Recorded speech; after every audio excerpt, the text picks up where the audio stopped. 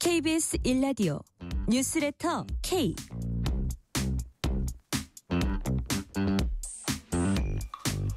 안녕하세요. 뉴스레터 K 진행하는 전종철입니다. 오늘 국회 본회의에선 추경호 국민의힘 의원 체포 동의안이 통과됐습니다. 추 의원에겐 비상계엄 해제 표결을 방해했다는 혐의로 구속영장이 청구되어 있습니다. 정성호 법무장관은 여러 객관적 증거와 혐의가 입증됐고 사안의 중대성과 도주 또는 증거인멸 우려에 비춰 구속이 필요하다고 설명했습니다. 추경호 원내대표는 특검은 자신이 언제 누구와 계엄에 공모, 가담했다는 어떤 증거도 제시하지 못했다면서 보수 정당을 없애려는 악의적 정치 공작이라고 주장했습니다. 검찰이 나경원 의원 등 국민의힘 의원 6명이 연루된 패스트트랙 충돌 사건에 대해 항소하지 않기로 했습니다. 범행 동기가 사적 이익 추구에 있지 않은 점 그리고 장기화된 분쟁을 최소화할 필요가 있다는 점을 들었습니다. 정치 토크 코너에서 주요 정치 현안 자세히 분석합니다. 오늘 새벽 누리호 4차 발사가 성공했습니다. 인터뷰 코너에서 이균호 세종대 우주항공 시스템공학부 교수를 만나서 이번 누리호 발사 성공의 의미를 짚어봅니다. 뉴스레터 K 지금부터 시작합니다.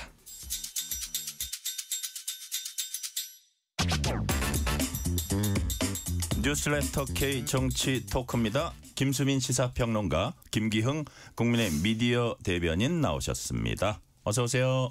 안녕하세요. 네, 반갑습니다. 네. 매일마다 이렇게 발생이 많네요. 그죠? 다이내믹 네, 특히 이제 정치권에서 발생이 많은데 자, 추경호 국민의힘 당시 1년 전 계엄 선포 당시의 원내대표였죠. 체포 동의안 표결이 있었습니다. 12.3 비상계엄 해제 표결을 방해했다는 이제 혐의를 받고 있습니다. 자, 먼저 김기흥 대변인께 여쭤볼게요. 추 의원 본인은 불체포 특권 포기 이제 약속했고 영장심사 받겠다는 거잖아요. 근데 국민의힘이 표결에 불참한 이유는 뭘까요? 어떻게 보면 역사의 기록으로 남기는 거죠. 이게 보면 사실 계엄이 곧 내란지 여부에 대해서 아직 네.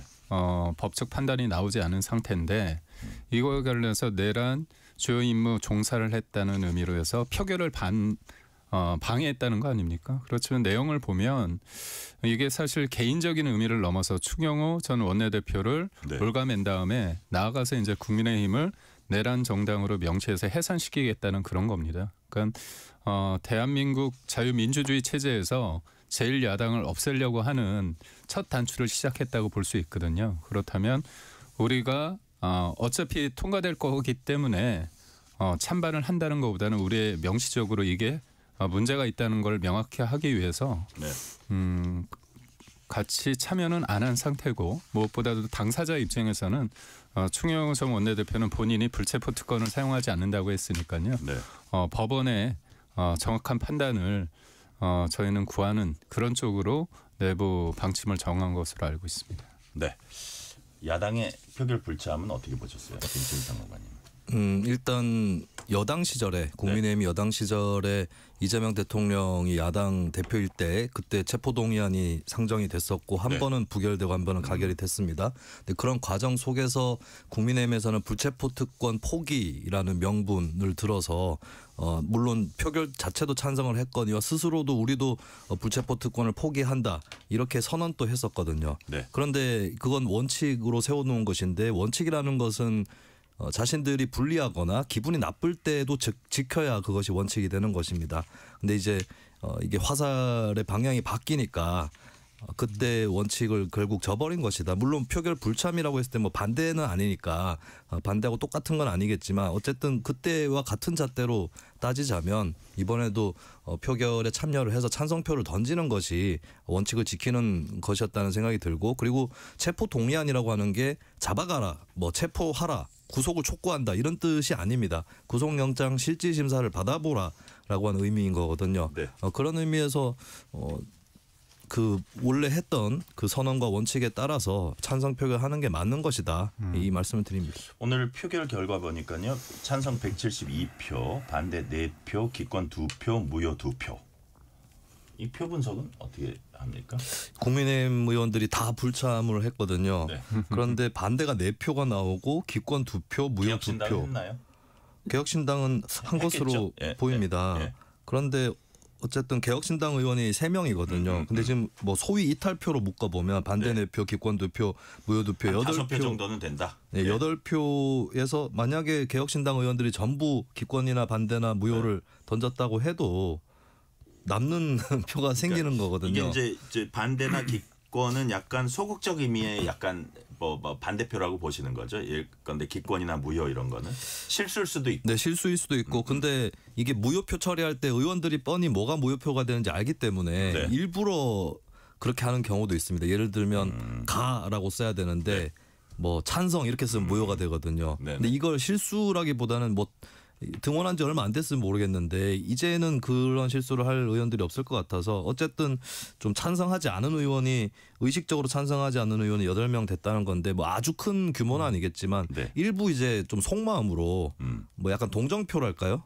이런 것들 그리고 조금 확실하지 않은 건 아닌가 이런 생각들이 있을 수도 있어요. 그리고 이게 좀 묘하게 돼서 사실 추경호 의원이 구속되고 안 되고가 네. 내란 관련해서 수사를 하는 데 있어서 아주 큰 그 부분을 차지하는 건 아니고 국민의힘이 어떤 정당인가 내란 옹호 정당인가라는 문제에서도 원래 본질적으로 큰 부분을 차지하는 건 아니거든요. 근데 민주당에서도 이걸 너무 이 사안을 키워서 이게 만약에 구속이 되면은 내란 정당 될 수도 있다. 이런 쪽으로 좀 그 고비를 높게 쌓아놓은 측면이 있어요. 그런 것들이 민주당 일부 의원들에게 오히려 좀 부담스럽게 작용할 수도 있지 않았을까 이런 생각도 해봅니다. 저희 추후 질문도 미리 답변해 주셨는데 여하튼 녹취를 하나 듣고 다 질문 이어갈게요. 추경호 의원은 오늘 표결에 앞서서 신상 발언을 했습니다. 뭐라고 했는지 추경호 국민의힘 의원 얘기 들어보시겠습니다. 다른컨대 저에 대한 영장 청구는 국민의힘을 위헌정당 해산으로 몰아가 보수 정당의 맥을 끊어버리겠다는 내란몰이 정치 공작입니다. 우리 정치권이 하루빨리 탄압과 보복의 악순환을 끊어내지 않으면 여야 국회의원 누구든 정쟁의 불행한 희생자가 될 수 있습니다. 그런 일이 더 이상 반복되어서는 안 됩니다. 권력은 정적을 죽이는 흉기가 아니라 국민을 살리는 도구가 되어야 합니다. 잠시 위임받은 권력이 독선에 빠지는 순간 그 칼끝은 결국 자신을 향해 돌아온다는 사실을 잊지 마십시오. 권력이 독선에 빠지는 순간 그 칼끝이 자신을 향해 돌아온다. 뭐 이런 얘기로 이제 녹취상으로는 그게 이제 마지막 얘기였는데, 자 보수 정당의 맥을 끊으려는 내란몰이 정치 공작이다라고 이제 추경호 의원 본인은 얘기하고 있습니다. 어떻게 평가하십니까, 김수민 평론가님? 보수 정당의 맥을 끊는 것은 윤석열 전 대통령의 내란과 거기에 대한 옹호 발언, 옹호 행동들이겠죠. 어디 보수 정당이 대통령이 사실 계엄 자체도 불법적 선포였거니와 군경을 동원해서 국회라는 헌법 기관의 활동을 막으려고 했던 것들, 이것 자체가 오히려 보수 정당이라고 하는 쪽에 절대절명의 위기를 가져왔다라고 하는 거고, 보수 정당의 맥을 안 끊으려면 진작부터 12월 3일 그 당시부터 계엄 해제 표결부터 시작을 해서 대통령 탄핵 문제라든지 여기에 제대로 현실을 직시하고 임했어야 되는 것이다. 본인들이 보수 정당의 맥을 끊고 있다는 말씀을 좀 드리고 싶습니다. 사실 뭐 국민의힘에서도 김영삼 전 대통령 얘기도 많이 하지만 1990년대 중반에 12.12 5.17에 대한 단죄라고 하는 것이 중요한 국민의힘 역사에서 분기점을 차지하는 부분이잖아요. 근데 그 부분을 스스로 지워버렸다라는 지적을 거꾸로 돌려드리고 싶고, 또 잠시 위임받은 권력이 독선에 빠져서 결국에는 스스로에게 돌아온다라고 하는 것이, 그것이야말로 전형적이고 극명한 사례가 윤석열 전 대통령이 12.3 사태였습니다. 그 점에 대한 반성이 선행되지 않는 이상은 이러한 항변이 뭐 야당 탄압이다 이렇게 아무리 주장을 해봤자 이미 민주주의 탄압에 나섰던 그 전직 대통령과 또 그 전직 대통령을 제대로 청산하지 않은 국민의힘의 부담으로 돌아올 뿐이라고 봅니다. 자, 지금 김수민 평론가님 말씀은 김기흥 대변인님, 네. 특검이 뭐 무리한 수사를 해가지고 보수 정당을 완전히 맥을 끊어버리려 한다는 게 이제 추경호 전 원내대표의 주장인데 실제로 계엄 선포 이후에 그 이후의 상황에서 제대로 뭐 윤석열 전 대통령일 수 있고 어쨌든 상황을 청산하지 못한 국민의힘이 지금 보수 정당의 맥을 끊는 거 아니냐 이렇게 발박을 하셨거든요. 어떻게 보십니까? 이게 이제 계엄이 곧 내란이냐는 근본적인 질문을 던지기 전에 네. 사회가 온통 이제 내란으로 됐죠. 그래서 내란이 아니다. 이건 직권 남용이다 얘기하면 너 내란 동조하는 거 아니야? 옹호하는 거 아니야? 내란 선전선동하는 거 아니야? 굉장히 무서운 사회입니다. 사실. 그러다 보니까 황교안 전 총리 같은 경우 페이스북에 글을 올렸는데 다른 혐의가 아니라 내란 선전선동 혐의로 체포되지 않았습니까? 구속영장 청구했다가 기각이 됐습니다. 그러니까 결국 우리가 냉정해져야 돼요. 우리가 어제 한덕수 전 총리 관련해 가지고 징역 구형이 징역 15년이 나왔습니다. 그러면서 45년 전 내란에 비해서 더 강력하다. 그런 쪽으로 입장을 냈는데 45년 전의 상황이 뭐냐. 5.18 전에 있던 5.17입니다. 그때는 유혈 사태가 있었죠. 그야말로 그때는 국가가 멈춰선 겁니다. 국회도 그렇고. 그런데 지금 그런 가능성이 있었느냐 아니면 현실적으로 있었느냐를 봤을 때 그 당시에 전두환 전 대통령 사형 나왔고요. 그다음에 노태우 전 대통령은 징역 17년 남았습니다. 그러면 한덕수 전 총리가 그 계엄을 선포하는 과정에서 적극적으로 막지 못했다는 이유로 물론 특검에서는 그거에 대해서 사실상 뭔가 같이 했다는 의미를 두지만 그걸 15년은 두는 게 맞느냐. 그래서 정치적인 공방을 넘어서 이제 법적 잣대 됐을 때 이 부분에 대해서 좀 냉정해져야 되거든요. 네. 그런다면 이거에 대해서 윤석열 전 대통령에 대해서 계엄이 곧 내란이는 거에 대한 법적 판단이 아직 나오지 않은 상태에서 내란을 너무 기정사실화한다? 그렇죠. 그러니까 왜 그러냐면 기본적으로 예를 들어서 계엄을 선포하는 과정에 있어서 절차적 하자가 있을 때 그 군을 동원한 부분에 있을 때 직권 남용 혐의로 될지 아니면 그게 민주당이나 아니면 특검에서 말하는 것처럼 그게 내란이 될지는 봐야 됩니다. 그리고 무엇보다도 폭동이란 부분에 대해서 엄밀히 봐야 되는 부분이 있거든요. 집단적인 폭동이 있었는지 여부를 봐야 되는데 그러니까 결국 요 상황이 끝나지 않은 상황임에도 불구하고 정치적으로 몰고 가는 거죠. 그러다 보니까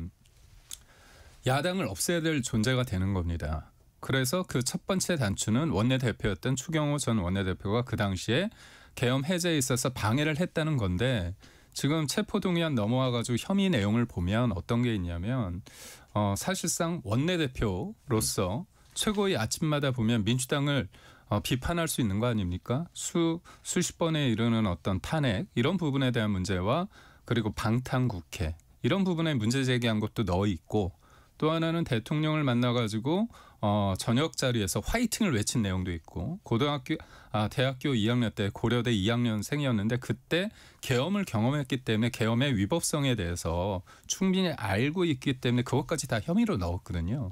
그러니까 이렇게 한다면 저마저도 그때 패널로서 민주당의 그 28번, 9번의 그 무도한 탄핵에 대해서 비판을 했다면 네. 저도 그러면 계엄에 대해서 동조하고 주요 종사, 임무 종사 그런 식으로 엮을 수 있는 거 아니에요? 네, 김기흥 대변인은 그러면은 이게 이제 영장 실질 심사를 네. 하는데 구속영장 심사에서 어떤 결과가 나올 거라고? 저는 기각될 가능성이 200%라고 보는 게 뭐냐면 박성재 법무부 장관 관련해서 기각됐을 때 그 내용이 뭐냐면 본인이 어떻게 보면 내용을 휴대폰에 있던 거를 삭제했다는 겁니다. 그 삭제했던 내용이 뭐냐면 민주당의 그 방탄 그리고 민주당의 끊임없는 탄핵 그리고 감액 예산에 대해서 문제 제기하는 내용이었습니다. 근데 윤석열 당시 대통령이 계엄을 선포했을 때 그런 내용이 들어가거든요. 그러면 계엄 선포 내용에 대해서 야당에 대한 문제 제기하는 내용과 평상시 법무부 장관이나 아니면은 그 당시에 여당으로서의 어떤 원내대표가 얘기했던 내용이 비판의 대목이 같다고 해서 그게 계엄에 대해서 동조하고 사전에 인지하고 공모했다? 네. 이렇게 가는 건 너무 앞서간다. 네, 김기흥 대변인 이렇게 말씀하셨는데 네. 김수민 평론가님 보시기에는 영장심사에서 재판부가 어떤 점을 이렇게 주목해서 볼 것인지 그리고 어떤 결과 미리 예측한다면 어떤 결과 나올 거라고 보세요? 일단 추경호 의원 측이 주장을 하는 거는 본인이 예를 들면 윤석열 대통령하고 통화를 한 다음에 국민의 의원들한테 의총 장소를 국회로 변경하는 뭐 그런 공지를 했다. 만약에 짰으면 그렇게 네네. 했겠느냐 뭐 이런 얘기를 하고 있거든요. 예. 당시에 결국 상황이 당시에 어떤 상황이 있었는지 어떤 통화들이 오고 갔는지 이런 사실관계 부분이 좀 결정적으로 영향을 끼치지 않을까. 왜냐하면 혐의가 소명되느냐 아니냐가 절대적일 수밖에 없는 게 내란 같은 경우는 중요임무종사 정도면은 충분히 중형이 나올 수도 있는 그런 혐의거든요. 그럼 혐의가 소명되느냐 결국에 사실관계 문제 이렇게 좀 가지 않을까 싶고 저는 개인적으로는 좀 그동안의 언론 보도를 통해서 접했던 것 쪽보다는 조금 더 넘어서는 내용, 사실관계 이런 것들이 있어야 되지 않을까. 그렇지 않으면 좀 불충분한 여지는 있다고 보거든요. 네. 그런 의미에서 저는 기각될 가능성이 없다고 보지는 않습니다. 네. 기각될 수도 있는 건데 근데 문제가 뭐냐면 이 기각을 놓고 기각이 된다고 했을 때 정치적으로 이걸 또 기각을 가지고 좀 이 부분은 수사가 지나쳤다. 이렇게 평가를 한다면은 괜찮아요. 그리고 추경호 의원이나 국민의힘 또 항변을 할 때에 우리가 여러모로 부족한 점이나 잘못이 있었는데 이 부분은 지나쳤습니다. 억울합니다. 이렇게 호소를 했다면 모르겠어요. 근데 그렇게 해오지 않았죠. 마치 이것이 기각이 되고 추경호가 무죄면 모든 것이 다 무죄에 가깝다는 식으로 그렇게 몰고 갈 가능성이 상당히 커졌는데 그랬을 경우에 국민들이 그걸 과연 받아들이겠는가. 근데 역으로 민주당도 만약에 영장이 발부되면 그게 막 엄청난 사안이고 이게 무슨 뭐 내란 혐의가 입증된 것처럼 이렇게 또 얘기할 수도 있고 그게 비슷한 스탠스일 거예요. 아니, 양당이 아마. 근데 영장이 기각돼도 내란이라고 하는 전체 줄거리에 크게 지장이 없는데 발부가 되면 오죽하겠습니까? 그 발부가 되면 민주당 입장에서는 당연히 기세를 올릴 수밖에 없는 사안이 되는 거고 근데 민주당 또 문제가 뭐냐면 저는 내란 옹호 정당이라고 규정을 하고 정당 해산에 대해서 얘기를 할 때는 전공법으로 가야 됩니다. 네. 제가 봤을 때 제가 이 자리에서도 여러 차례 얘기 드렸지만 통합진보당 해산 결정례에 따르면 국민의힘 해산 대상 충분히 될 수 있어요. 그때는 내란 옹호, 그러니까 내란 선동 결과적으로 이석기 씨는 내란 선동으로 유죄가 나왔습니다만 그때 그것만으로도 그리고 이석기 씨가 당내에서 주요 위치에 있다. 그리고 그 당이 이 내란 관련 회합을 옹호했다. 이것으로 해산이 된 건데 근데 통합진보당이라는 소수 정당이 현실 가능성도 떨어지는 거의 헛소리에 가까운 그런 선동을 했단 말이죠. 근데 그것으로도 충분히 해산이 되는데 실제로 벌어진 군대와 경찰이 국회로 쳐들어간 사건이었고 그리고 거기에 대해서 옹호한 사람들이 당대표가 되고 대선 후보가 되고 심지어 당대표 경선하는데 결선 투표에 진출한 2명 다 옹호한 사람들이에요.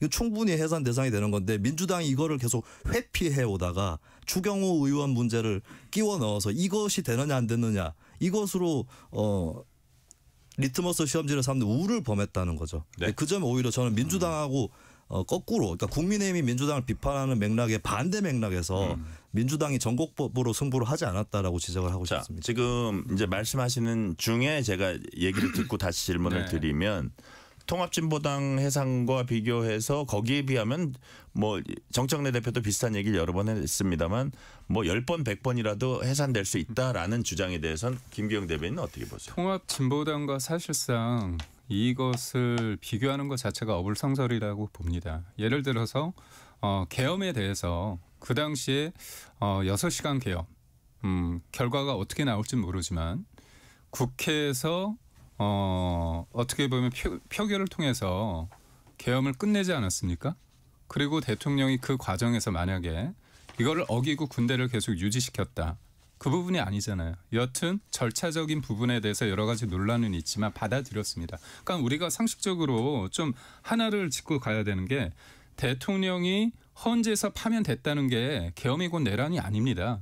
그거는 헌정 관련해서 대통령으로서의 어떤 헌법에 관련해서 그거를 지켰느냐가 중요한 내용이었고 계엄 관련해서 이제 절차적인 하자가 있는지 그리고 국헌을 물렁케 하는 데 있어서의 폭력성이 있는지를 따지는 거잖아요. 그렇다면 그거는 헌재에서 파면된 거하고는 상관없는 겁니다. 물론 하나의 사건에 대해서 앞에는 사실상 정치적 책임을 물은 거고요. 그 이후에는 이제 제가 볼 때는 법적인 책임을 물었다고 저는 볼 수 있기 때문에 그렇고 또 하나는 잘 보십시오. 지금 계엄에 대해서 그렇게 옹호하는 사람들에 대해서 그런 사람들이 당대표 후보가 되고 당대표가 됐기 때문에 문제라고 하셨다면 그 수많은 사람들 대선 때 40% 정도가 김문수 후보를 지지를 했고 그다음에 장동혁 후보를 당대표가 되는 과정에 있어서 계엄에 대해서 내란이라고 생각 안 한 사람도 있는 겁니다. 그거에 대해서는 여러 가지 견해가 있을 수 있는 거예요. 그렇다면 그 모든 사람들이 다 반국가 세력이고 그런 건가요? 그게 아니잖아요, 사실. 자, 녹취 하나 듣고 질문 이어갈게요. 체포동의안 표결하기 전에 오전에 국민의힘 장동혁 대표가 뭐라고 했는지 얘기 한번 들어보시겠습니다. 김영삼 국회의원 제명은 1987년 민주화로 이어지는 거대한 역사의 출발점이었습니다. 오늘 본회의에 추경호 전 원내대표에 대한 체포동의안이 상정됩니다. 거대 여당은 이번에도 힘으로 가결을 밀어붙일 것입니다. 46년 전과 똑같은 나비 효과가 다시 일어날 것입니다. 이것은 단순한 가결이 아니라 이재명 정권의 생명을 단축하는 정권 몰락의 트리거가 될 것입니다. 역사는 늘 민주주의와 정의를 짓밟은 권력을 심판해 왔습니다.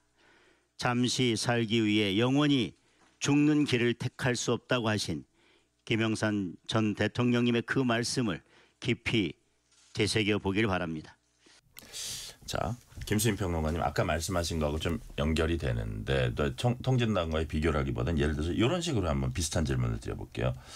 원내대표가 만약에 계엄 표결을 계엄 해제 표결이죠. 그거를 이제 방해한 게 인정되는 게 제1야당 그 당을 백석 가진 그 우리나라의 제1야당을 해산시키는 명분이랄까 아주 확실한 이유가 될 수 있는지 이 부분 플러스 이게 어떤 법적인 영역도 있지만 정치의 영역 어떤 민심의 역풍이랄까 그런 영역도 있잖아요. 왜냐하면 또 지지하는 사람들이 뭐 전체 국민의 뭐 절반 가까이 만약에 된다면 그런 부분들은 어떻게 문제가 없다고 보세요? 일단 원내대표 추경호 의원의 당시 행각을 떠나서 지금까지 국민의힘이 해왔던 행보에 비춰봤을 때는 사실 정당 해산이라는 게 무슨 처벌이 아니에요. 정당 해산을 해봤자 사실 그 상실된 의원직들 다 그 의원들 뭐 그 다음에 결과는 봐야 되겠지만 다 출마할 수 있습니다. 당 또 만들 수도 있어요. 그 당을 만들면 그 전에 만들었던 당하고 차별성만 조금만 있으면 돼요. 아니 근데 예를 들어서 무슨 지적을 받았으면 예를 들어서 내년 상반기에 정당이 해산된다. 그러면 제1야당은 없어지는 거잖아요. 이제 총선 때까지는. 그 사람들이 다시 당을 만드는 것도 허용이 됩니다. 근데 문제는 그 내란 옹호 정당이라고 만약에 규정이 돼서 해산이 되면 네. 해산될 때 지적됐던 그 사항들은 똑같이 하면 안 되는 거죠. 그러니까 유사 또는 동일 정당을 만드는 건 금지가 돼 있는데 근데 그 판결 그 해산 결정만으로 누가 감옥에 간다거나 영영 정치를 못 하게 된다거나 아니면 혹 일시적으로라도 정치를 못 하게 된다거나 이런 것들은 없는 거거든요. 그렇기 때문에 여기에 말살이라는 단어를 쓰는 건 어울리지 않는다 지적을 드리고 싶고 그리고 아까 좀 하신 말씀에 대해서 아직까지 국민의힘에서는 이거 법적 판단을 받아봐야 된다고 얘기를 하시는데 네. 내란이라는 거는 국헌문란 목적의 폭동이고 폭동이라고 했을 때는 여기에 폭행과 협박을 행사하는 게 들어가고 이 협박은 최광의의 협박이기도 합니다. 사실은 군경이 출동하기 전에 포고령 발표할 때 그때의 국회 활동을 금지한다 이 자체로 포고령이라는 게 뭡니까? 군대와 경찰에게 내리는 명령이거든요. 이 자체로 이미 그때 내란이 성립이 된 것이고 법학자들에 따라서는 군이 출동할 때 이미 기수 상태에 이르렀다. 그리고 실제로 국회의원들이 출입이 막히는 사태가 있었습니다. 이건 내란 미수도 아니고 미수라고 주장하는 법학자는 소수로 알고 있고 기수예요. 이 정도만 해도. 그리고 이거를 다 국민들이 봤거든요. 우리가 살인범들 가끔씩 이제 TV에 나오고 체포되고 신상 공개될 때 그 사람들 재판 받아보고 살인죄 유죄받고 나서 그렇게 공개하는 거 아닙니다. 근데 그 하다못해 그 살인범들도 국민들이 CCTV를 본다거나 이런 일은 없이 이미 이제 그 수사 결과를 통해서 가닥이 잡혀가지고 그렇게 신상 공개가 되는 건데 내란 사태 같은 경우는 국민들이 다 봤단 말이죠. 예, 그런 것을 아직까지 인정 안 하고 혹은 뭐 재판을 다 받아봐야 한다. 심지어는 추경호 의원 같은 경우도 수사나 기소를 윤석열 대통령 재판 끝나봐야 한다. 이렇게 되면은 어느 세월에 그 추가 가담자들을 수사를 하고 기소를 할 수가 있겠습니까? 근데 이런 말들이 계속 이어지는 이상 내란 옹호 정당이라고 하는 그 타이틀을 뗄 수가 없다라고 하는 점이고 그리고 아까 전에 아까 말씀하신 정치적인 문제, 정치적 차원 얘기하셨는데 네, 조금 줄여주세요. 예. 김문수 후보가 41%를 득표한 걸 가지고 이 41%가 내란 옹호냐 이렇게 얘기하는 거야말로 41% 그분들에 대한 모독이요. 41% 그분들 중에는 윤석열 전 대통령 탄핵 됨이 마땅하고 내란도 맞는 것 같다. 그런데 민주당이나 이재명 후보한테 표가 너무 쏠리면 안 될 것 같다라고 해서 힘을 실어준 분들이 꽤 있습니다. 그게 윤석열 전 대통령 탄핵 반대율하고 김문수 후보 지지율 41%랑 현격한 차이가 나거든요. 네. 근데 문제는 국민의힘이 그 표를 받아가지고 반성하는 데 쓰지 않고 혁신하는 데 쓰지 않고 계속해서 관성에 빠져서 네. 했던 주장 또 하고 계속 사실관계가 드러나는데도 인정하지 않고 이런 쪽에 쓰고 있다. 전 국민의힘이야말로 스탑 더 스틸 표를 도둑질하지 말라 이 말씀 드리고 자, 싶습니다. 그러면 하나 여쭤볼게요. 뭐 짧게 저 김기영 대변인 말씀하시기 전에 그러면 법적 판단이 나오기도 전에 이건 내란이다라고 외쳐야지 그게 내란 옹호 정당이 아닙니까? 아니 근데 그게 그 판단이 안 되나요? 그 아니 사안은? 판단이 안 되는 게 네. 아니라 법적 판단이 안 나왔잖아요. 근데 내란임을 네. 그 법원이 최종 판단을 내리기도 전에 그거를 내란이라고 해야지 내란 옹호 정당에서 벗어나는 그냥 거냐고. 일반 서민, 네. 일반 국민이 네네. 어떤 법적 구성 요건이라든지 판례, 내란의 개념 이런 걸 잘 모르는 사람들이 법원에서 판결이 안 나와서 난 잘 모르겠어. 예. 이렇게 얘기할 수는 있겠죠. 예를 들어서 지금 그 최종 판결이 내란이다 이렇게 나올 가능성이 네. 높다고 보는 게 이제 말씀이시고 그다음에 그게 결국은 어마어마한 일이 벌어졌지만 이거는 직권남용에 해당한다고 네. 나올 가능성 1%도 없는 거예요. 저는 도저히 없다. 그러니까 이게 왜냐하면 우리가 흉악살인 아까 얘기했지만 흉악 범죄자들에 대해서도 우리가 범죄 현장 안 봤지만은 네. 판단을 하는 거 아니겠습니까? 네. 근데 다 봤잖아요. 국회 그러면 그 군경이 갈 때 어떤 뭐 야영을 하러 간다거나 서바이벌 게임 하러 간 게 아니지 않았습니까? 자, 그러면 우리 저 그러니까 김수인 평론가님은 이게 내란 혐의가 나올 그 확정될 가능성이 100%라고 보셨는데 그 부분은 김기영 대변인은 어떻게 보세요? 제가 볼 땐 직권남용 혐의가 없지 않다. 만약에 100%라고 했으면 자신 있게 탄핵 때 탄핵 소추할 때 내란 혐의를 뺏지 마셨어야죠. 아니죠. 민주당에서. 탄핵은 형법상의 내란죄를 다루는 재판이 아닙니다. 어차피. 아니, 잘 보세요. 뭐냐면 기본적으로 탄핵을 국회에서 통과시킬 때 했던 게 내란이었습니다. 그래서 우리가 국민의힘이나 국민 쪽에서 그러니까 국민들이 문제 제기하는 게 뭐냐면 왜 내란해서 사실상 국회에 통과를 시켜놓고 3분의 1로 통과시키고 실질적으로 탄핵 소추를 할 때 내란죄를 빼느냐. 그래서 이거는 동일성의 원칙에 위배된다고 해서 각하 얘기도 나왔었습니다. 각하가 안 됐죠. 결국에. 그렇죠. 안 그렇죠. 됐는데 안 됐는데 그거, 아직도 잠시만요. 그런 얘기하시면 어떡해요? 아니죠. 잘 들어보십시오. 그 결정에 불복하시는 거예요? 아니 불복하는 게 아니고 제가 말씀드립니다. 소수 의견에서 봤을 때 그런 부분에 대해서 문제 제기하는 게 있습니다. 제가 얘기하잖아요. 저는 헌재 결정에 대해서 인정을 하지만 지금 말씀하시는 것 중에 제가 조금 동의할 수 없는 게 딱 보니까 이거는 내란이기 때문에 이거에 대해서 왜 국민의힘에서 내란이라고 얘기를 인정을 안 하느냐. 그렇기 때문에 내란을 옹호하고 있다. 이거는 굉장한 비약입니다. 그거는. 아니 그렇지 않나요? 보는 관점에서 다를 수 있습니다. 폭력이 그냥 단순한 폭력의 협박이 아닙니다. 지속성이 있어야 되는 겁니다. 그리고 계엄이라는 그런 부분에 대해서 대통령이 계엄을 할 때 예를 들어서 국무회의에서 심의 의결이 있는데 의결은 아니에요. 심의입니다. 그게 법적 하자가 어느 정도 있는지 절차적 하자도 따져야 되는 거고요. 그리고 말씀하신 것처럼 그게 국헌을 물렁케 하는 데 있어서 그게 폭력성이 있는지 부분도 따져야 되기 때문에 우리 김수민 평론가께서 보시는 그 법조인들은 내란이라고 하시지만 내란이 아니고 직권남용으로 보는 사람들도 법조인들도 많이 있습니다. 그렇기 때문에 그거를 그런 여러 가지 논란이 있고 여러 가지 사회적으로 입장이 다른데도 불구하고 왜 그거를 뻔히 보이는 것을 내란인데 내란이라고 인정 안 하기 때문에 내란 옹호고 그거는 결국은 위헌 정당으로 갈 수밖에 없다고 얘기하는 거는 저는 입장이 다르기 때문에 물론 사안에 대해서 입장이 다를 수 있고 그거를 평가도 다를 수 좀 있는데 줄여주세요. 그거를 나는 옳고 당신은 틀리다 이렇게 간다면 사실 재판은 왜 하는 겁니까? 자, 이건 실시간 교통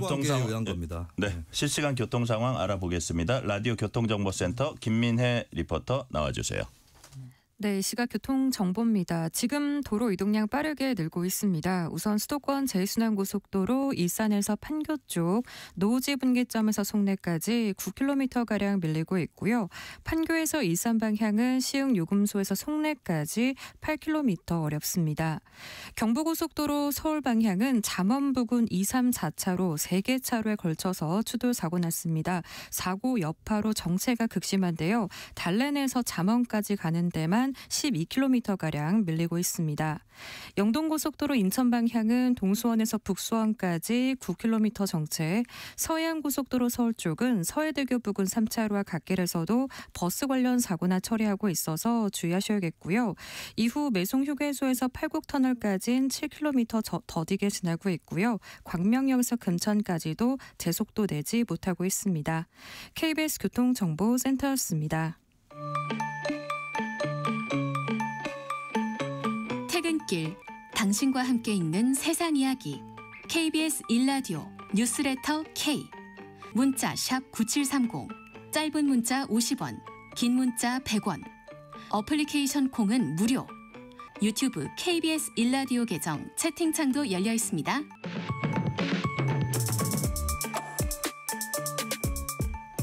KBS 1라디오 뉴스레터 K 정치 토크 김수민 시사평론가, 김기영 국민의힘 미디어 대변인과 얘기 나누고 있습니다. 자, 검찰이 이른바 패스트트랙 충돌 사건 1심 판결 관련해서 나경원 의원 비롯한 국민의힘 의원 전원에 대해 항소 포기한다, 이렇게 밝혔습니다. 그 배경이 뭔지 또 어떻게 평가하십니까, 김수민 평론가? 저는 비상식적인 결정이고 배경은 저는 한 가지밖에 없는 것 같아요. 뭘까요? 대장동 사건 항소 포기를 했기 때문에, 그것 때문에 이번에도 이러는 것 같습니다. 그거 말고는 답이 없는 것 같고, 그러니까 이게 말이 안 되는 게, 대장동 사건 항소 포기는 잘못된 것이었습니다. 100% 잘못된 것이었고, 일부 뭐 이제 구형량에 비해서 선고가 좀 높았다, 이걸 겨우 이유로 들고 있는데, 그것도 다 유죄가 나왔을 때 얘기지, 일부 무죄가 나왔을 때 이건 충분히 다퉈볼 여지가 있기 때문에 2심으로 가야 되는 거였거든요. 범죄 수익 환수 문제도 있고. 네, 그렇습니다. 근데 이번에도, 그러니까 문제가 뭐냐면 앞에 잘못했으면 뒤에 잘 해야 되는데, 검찰은 어떻게 방향을 잡았는가, 앞에 잘못했으니까 뒤에도 한번 또 잘못해보자, 때운다, 두루두루 민주당 쪽에서 원하는 항소 포기도 들어준 김에 국민의힘에서 원하는 것도 들어주자, 이렇게 해가지고 이상한 지금 최악의 검찰로 가고 있는 거예요. 저는 이거야말로 그 민주당에서 얘기하는 검찰개혁할 때 그 검찰보다 더 나쁜 검찰이 되고 있다, 이걸 지적을 할 수밖에 없겠습니다. 그리고 이유를 보니까 그래도 그게 공적 이익 때문에 국민의힘 의원들이 일으킨 거였다라고 하던데, 근데 공적 이익을 오히려 내걸고 하는 행동들이 인류 역사에 보면 수두룩하게 나쁜 결과로 이어지고 악행으로 이어진 것이 더 많았습니다. 차라리 공적 이익 따위 아무 상관없이 그냥 개인적 이익만 위해서 사는 사람들은 잘못을 해도 큰 잘못을 저지르진 않아요. 이게 어떻게 참작의 이유가 되는 것인가. 네. 예, 그리고 그중에 이 사건 중에 하나는 그 총 인원 11명의 국민의힘 의원들이 최이배 의원 1명을 6시간 동안 감금을 했거든요. 근데 감금죄는 일반적으로 기본적으로 대법원 양형 기준에 따르면 징역 6개월 이상은 나와요. 그리고 다수인의 위력을 행사를 했을 때는 이게 최대 2년 3년 이렇게까지 올라갈 수도 있는 형량입니다. 근데 우리나라가 어떤 나라가 되었느냐, 11명이 1명을 감금했는데 범인이 국회의원이면 벌금 1,000만 원으로 끝나는 나라가 됐어요. 이건 당연히 검찰에서 항소 포기를 하면 안 되는 것인데 이렇게까지 해야 되는가. 그리고 분쟁 기간이 최소화될 필요가 있다는 논리를 또 검찰에서 댔거든요. 네. 근데 그동안에 패스트트랙 사건이 지금까지 질질 끈 건 물론 사법부나 검찰의 책임도 없진 않겠지만 국회의원들 책임이 제일 큽니다. 워낙 다수의 국회의원들이 연루가 돼 있고 수사나 재판에 있어서 나 회의 가야 된다, 선거해야 된다, 경선하러 가야 된다, 이런 이유로 해서 질질 끌어왔던 건데, 끌어왔던 것이라고 해서 그 페이스에 맞춰가지고 끌어왔기 때문에 더 이상은 못 끌겠다. 오히려 끌어왔기 때문에 더 면밀하게 판단을 받아야 될 사안인데, 검찰이 완전히 뭐 그때 대장동 항소 포기 때도 검찰이 죽었다 진단이 나왔는데, 저는 죽고 또 죽었다. 검찰은 도대체 스스로 언제까지 죽을 건지, 이거를 반문하지 않을 수 없습니다. 자, 대장동 항소 포기 잘못했다고 또 다른 잘못된 결정으로 이걸 막았다는 김수민 평론가님의 저 평가는 어떻게 보세요? 비슷하지만 번지수가 다릅니다. 전 대통령 때문이죠. 대통령 때문입니다. 그러니까 항소 포기하면 안 되는 거잖아요. 예. 이재명 대통령이 공도 피의자 신분이었기 때문에 김만배한테 도움을 준다는 게 결국은 이재명 대통령한테 도움을 준다는 걸 국민들이 다 압니다. 대장동 깐부가 누군가, 이재명 대통령과 남욱 중에 누가 더 깐부인가, 그거에 대해서 사람들이 생각을 하는 거잖아요. 그래서 이거에 대해서 항소 포기가 문제라고 생각했는데 이거에 대해서 어떻게 얘기했냐. 만약에 이재명 대통령께서 저는 문제가 없다고 한다면 법무부 장관을 통해서 수사 지휘를 해서 항소했었어야 돼요. 근데 못했잖아요. 그러다 보니까 지금 항소를 하고 싶어도 못하는 겁니다. 첫 단추가 잘못 깨어져서. 근데 그게 검찰 탓인가? 아닙니다. 검찰은 항소 포기에 대해서 문제라고 해서 문제 제기했잖아요. 그렇더니 그걸 뭐라고 합니까? 이 정부에서 항명이라고 했습니다. 그렇다면 이거는 검찰이 잘못한 게 아니라 이걸 둘러싼 권력이 사실상 이재명 정부가 누르고 있다. 그건 왜 그러냐? 이재명 대통령이 피의자이기 때문에, 피고인이기 때문에 벌어지는 거고. 이 자체도 검찰의 자체 판단이라기보다는 권력이 균이 작용했다. 그러니까 결국은 첫 단추가 잘못 채워져서 지금 이렇게 갈 수밖에 없고요. 이렇게 항소를 포기함으로써 앞에 것도 우리가 문제가 있는 거 봤을 때 항소 포기하는 거였어. 이런 명분을 만들기 위해서 사후적으로 항소 포기를 한 거죠. 근데 제가 볼 때 이거는 국회 선진화법이 두 가지가 있습니다. 취지가. 첫 번째는 물리적 충돌을 하지 말아야 된다는 거죠. 근데 더 중요한 건 대화와 타협입니다. 그런데 지금 그때 선거제도하고요. 그때 사법제도 아닙니까? 공수처와 그다음에 연동형 비례대표제. 이거를 일방적으로 한 거잖아요. 그러면 소수 정당으로 그 당시에 할 수 있었던 게 뭐냐. 그거에 대해서 법원이 유죄지만 국회의원직을 박탈할 만큼은 안 준 겁니다. 그래서 양쪽에 시그널을 준 거예요. 그리고 이번 같은 경우는 서로 간에 여야에 관련된 사람들이 있기 때문에 항소를 포기해서 대장동 항소 포기가 없으면 저는 긍정적으로 보겠지만 대장동 항소 포기가 있음으로 해서 그야말로 국회를 존중하거나 정치권의 영역을 인정한 게 아니라 오로지 이재명 대통령을 위해서 이런 결과가 나왔다. 이렇게. 네, 이번 항소 포기도 결국은 이재명 대통령을 위한 것이다. 자, 어제 순방에서 돌아온 이재명 대통령이 첫 지시가 뭐였냐면요. 집단 퇴정한 검사들 감찰과 법관 모욕한 김영현 전 장관 변호인 수사 지시였습니다. 먼저 이화영 전 경기도 평화부지사 재판에서 검사들이 집단 퇴정한 데 대해서 민주당은 어떤 반응을 보였는지 문진석 민주당 원내 운영 수석 부대표 얘기 들어보시겠습니다. 검사가 재판부 판단에 불복해 조직적으로 법정을 떠나는 행위는 스스로 사법 절차의 당사자가 아닌 사법 위의 존재임을 선언하는 것이나 다름없습니다. 이재명 대통령이 엄정한 감찰을 지시한 것은 공직자의 책무가 무엇인지 원칙을 바로 세우겠다는 분명한 메시지입니다. 동시에 이번 사태는 무소불위의 검찰 권한을 제도적으로 통제하고 사법 절차 전반을 국민 눈높이에 맞게 바로 세워야 할 사법개혁의 필요성을 다시 한번 보여주고 있습니다. 검찰은 수사기관이지 재판의 주인이 아닙니다. 법정을 압박하고 재판을 흔드는 집단 행동은 상권 분립의 원칙을 부정하는 유현적 발상이며 사법 신뢰를 뿌리째 흔드는 행위입니다. 만약 이런 행태가 관행처럼 용인된다면 앞으로 어떤 재판도 공정성을 담보할 수 없게 됩니다.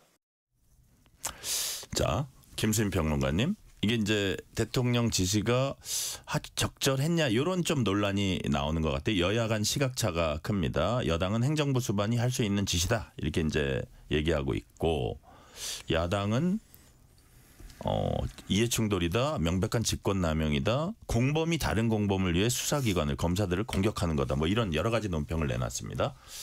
이재명 대통령의 이게 사실 김영현 변호인보다는 그 검사들에 대한 감찰 지시가 좀 핵심인 것 같은데 두 가지 중에 이런 지시 어떻게 좀 적절하다고 보세요? 어떠세요? 일단 형식적인 것과 내용적인 것을 좀 따져봐야 될 것 같은데 형식적으로 대통령이 직접 나설 필요도 없고 그것이 형식적으로는 부적절합니다. 왜냐하면 검찰에 대해서 당연히 문민 통제, 민주적 통제의 길은 열려 있습니다만 그거는 법무부 장관이 하도록 돼 있는 거거든요. 법무부 장관도 검찰총장을 좀 가급적 하지 말라고 서면으로만 지휘하잖아요. 네, 그렇기도 하고 이제 일반적인 사안은 지휘할 수 있고 뭐 감찰이나 이런 건 또 할 수 있는 거고요. 이제 구체적 사건에 대한 지휘는 또 서면을 통해서 검찰총장만을 지휘할 수 있는 이렇게 이제 통로를 그렇게만 뚫어놓은 거기 때문에 그러니까 이재명 대통령이 저는 이게 좀 요령의 문제인가 싶기도 한 것이 사실 정성호 법무부 장관을 불러서 혹은 통화를 해서 이건 좀 그냥 넘어가면 안 되지 않나? 라고 정도만 그렇게만 얘기를 하고 그럼 정성호 장관이 결정을 해서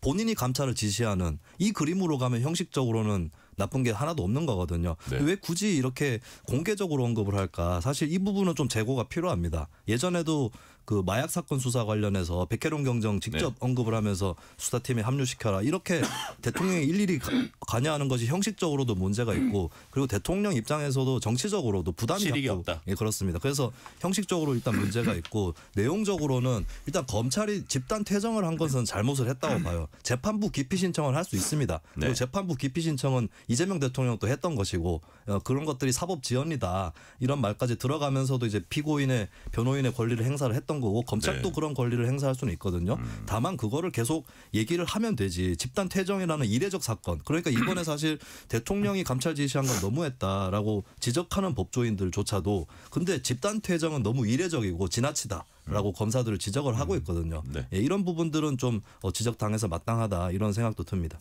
그래서 이제 국민의힘에서는 뭐 나경원 의원 같은 경우는 법사위 나와서 그 얘기하다가 이제 법사위원장이 퇴장하라 그러기도 했는데 범죄자가 대통령 되니까 이런 일이 있는 거 아니냐. 왜 이재명 대통령은 자기 죄 지은데 이렇게 바쁘냐 이런 표현도 썼는데 대통령이 민낯을 드러냈다 뭐 이런 얘기도 하고요. 자 어떻게 평가하십니까 이번 사안? 그럼 저희가 앞서 언급한 김만배 건 관련해서 항소 포기권도 이재명 대통령의 공동 피고인이지 않습니까? 피의자.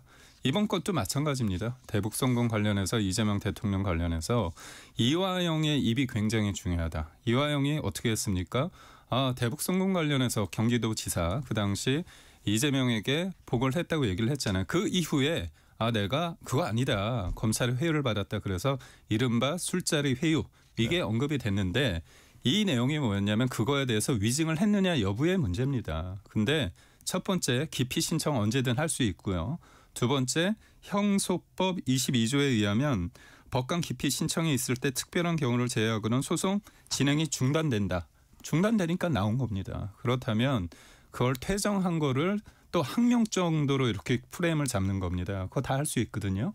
그렇기 때문에 이걸 가지고 굉장히 문제가 있는 것처럼 하는데 아쉽게도 이재명 대통령께서 본인의 건과 관련된 것 관련해서 감나라 배나라고 얘기했다고 하면 이건 문제고 저는 김만배한테 왜 그렇게 수천억 원을 속된 말로 범죄 이익을 본인이 떵떵거리게 세탁을 해줬는가. 김만배의 진술이 중요하기 때문입니다. 그러면 이화영 또한 뭔가 관리해야 되거든요. 그런 측면에서 봤을 때 국민의힘에서 그 나경원 의원이 얘기했는데 그거를 대통령 명예훼손. 근데 대통령 국가원수나 대통령에 대해서는 명예훼손죄나 모독죄 자체가 성립되지 않습니다. 네, 이런 차원에서 질문도 할 수 있을 것 같아요. 김수민 평론가님. 지금 이 두 가지 지시를 하면서 대통령이 사법 어떤 독립의 중요성을 얘기했거든요.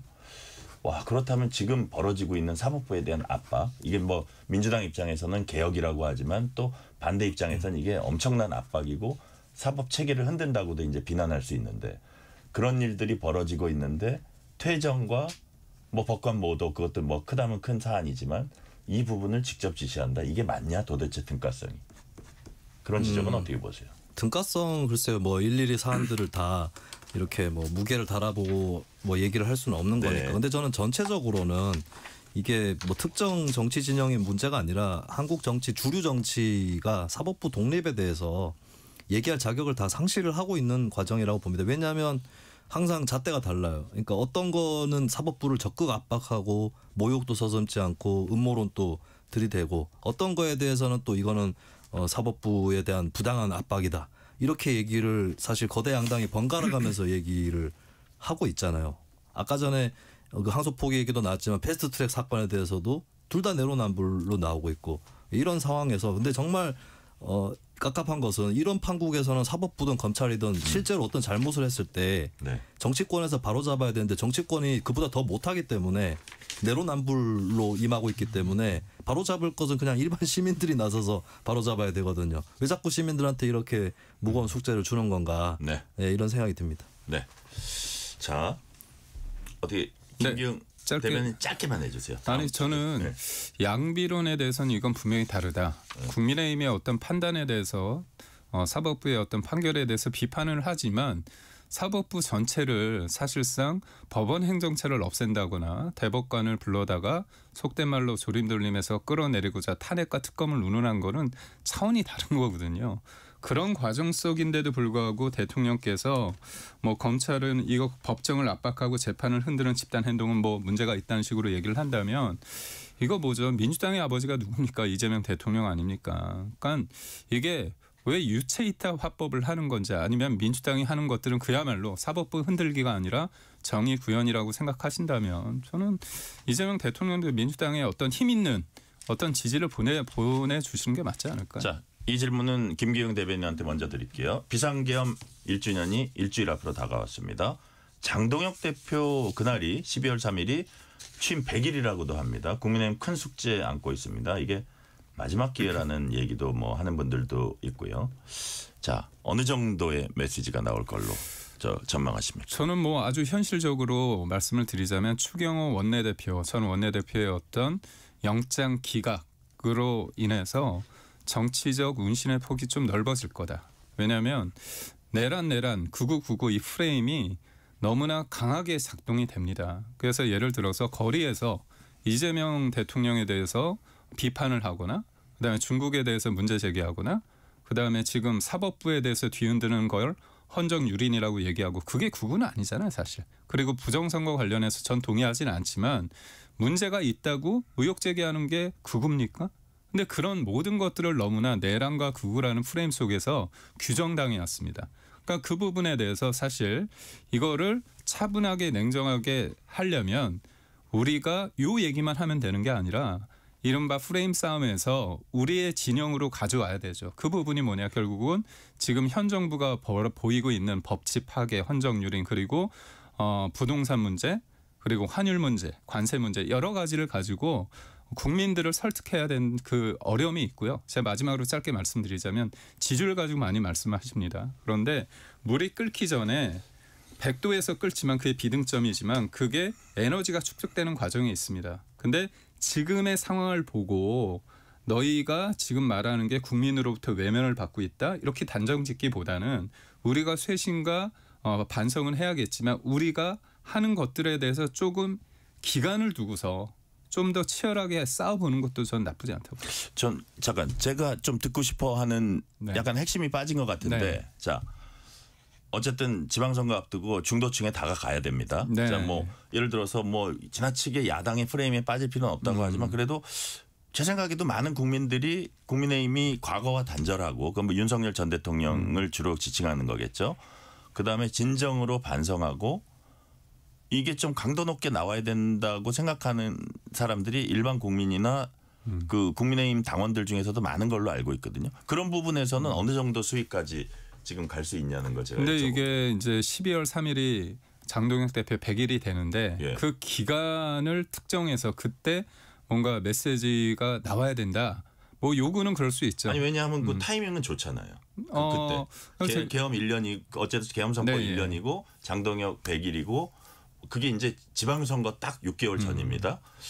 그 타이밍상으로는 그런데 좀 그러니까 뭐 별다른 지금과는 전향적인 어떤 입장은 안 나올 것 같다 그런 말씀이세요? 우리가 볼 때 장동혁 대표가 이제 5.18 예. 묘역을 찾아가지 않았습니까? 거기에 대해서 이제 여러 가지 평가가 있을 수 있는데 우리가 그렇게 보시면 돼요. 이제 그 눈덩이가 구르면서 점점 커지는데 예. 이게 돌 때 여기만 우측으로만 계속 도는 게 아니라 좌측도 돌거든요. 그런데 5.18에 대해서 그런 부분에 있어서 긍정적으로 평가하는 부분이 있는 반면에 어쪽에서는 또 강성 지지자 입장에서는 왜 또 거기 가느냐에 대한 어떤 비판도 있었습니다. 그래서 전 장동혁 대표가 현명하게 저는 장동혁 대표의 워딩 중에서 제가 잊을 수 없는 워딩이 뭐가 있냐면 이기는 게 혁신이라는 얘기가 있습니다. 그러면 혁신을 위해서 이기기 위해서 여러 가지를 고민하고 있는 저는 단계다 봅니다. 자, 김수민 평론가님 보시기에 자, 장동혁 대표가 지금까지 쭉 흐름을 보면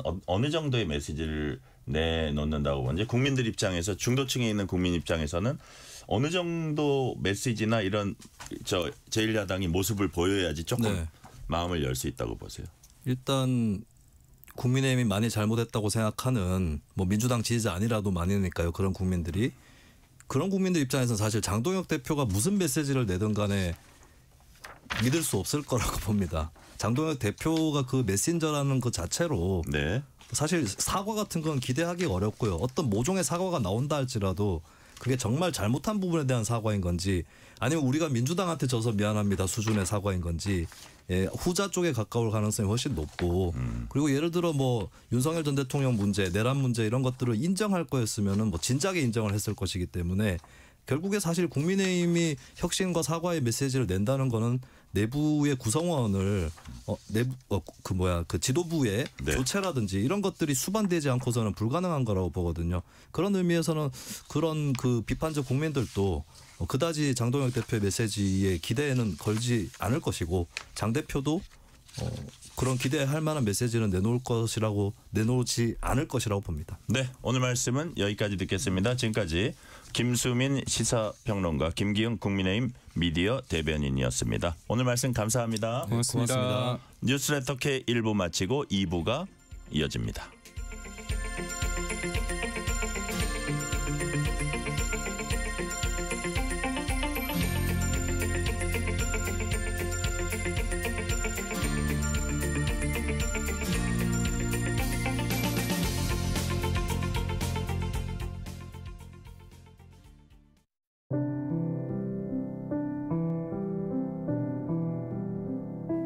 KBS 라디오 연중기획 희망충전 대한민국 666번째 이야기.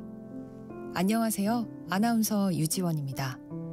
12살 준호가 세상에서 가장 의지하는 사람, 바로 외할머니입니다. 보이스피싱 피해의 충격을 끝내 이겨내지 못하고 세상을 떠나버린 아빠와 알코올 중독과 조현병으로 끝이 보이지 않는 치료를 이어가야 하는 엄마. 그 뒤 할머니 곁에 남겨진 건 형과 남동생, 그리고 어린 준호뿐이었는데요.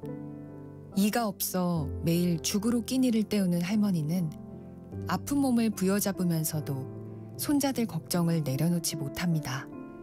딸의 병원비와 생활비, 양육비까지 벅차고 무거운 삶의 무게는 이미 한계를 넘어선 지 오랜데요. 부족하고 힘겨운 환경에서 자라는 아이들이 안쓰럽기만 한 할머니는 오늘도 조용히 눈물을 닦아냅니다. 가여운 아이들이 더는 상처받지 않기를, 어린 삶이 또다시 무너지지 않기를, 준호와 형제들이 희망 속에서 다시 일어설 수 있도록 여러분의 따뜻한 관심과 사랑을 보내주세요. 여러분의 따뜻한 손길이 희망의 빛이 됩니다. ARS 060-700-1580 060-700-1580 한 통화 3,000원으로 희망을 선물해주세요. KBS 라디오 연중기획 희망충전 대한민국은 초록우산 어린이재단, 인탑스 주식회사, 그리고 청취자 여러분과 함께합니다. ARS 060-700-1580 한 통화 3,000원입니다.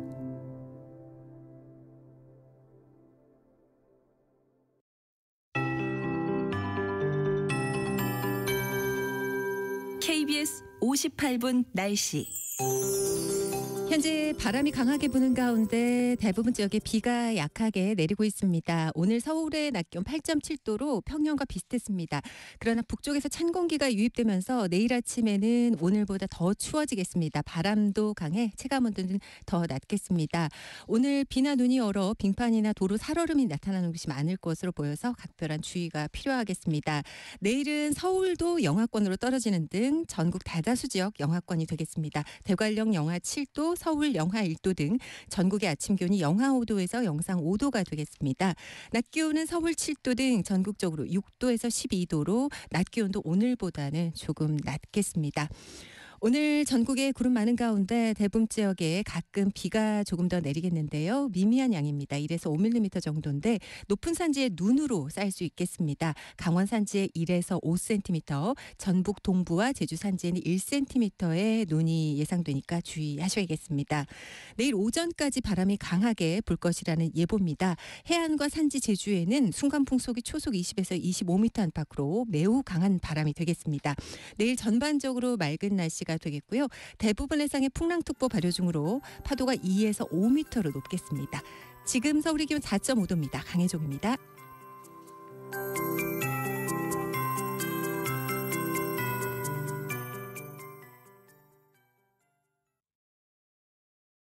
정성을 다하는 국민의 방송 KBS가 6시를 알려드립니다. AM 711kHz, FM 97.3MHz, KBS 1라디오입니다. HLKA.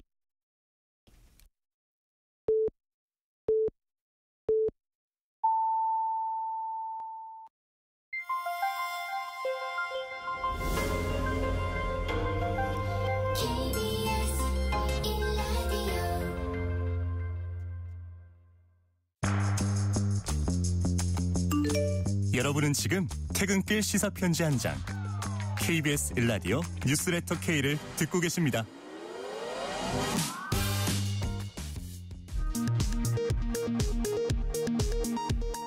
이 시각 라디오 정보센터 뉴스입니다.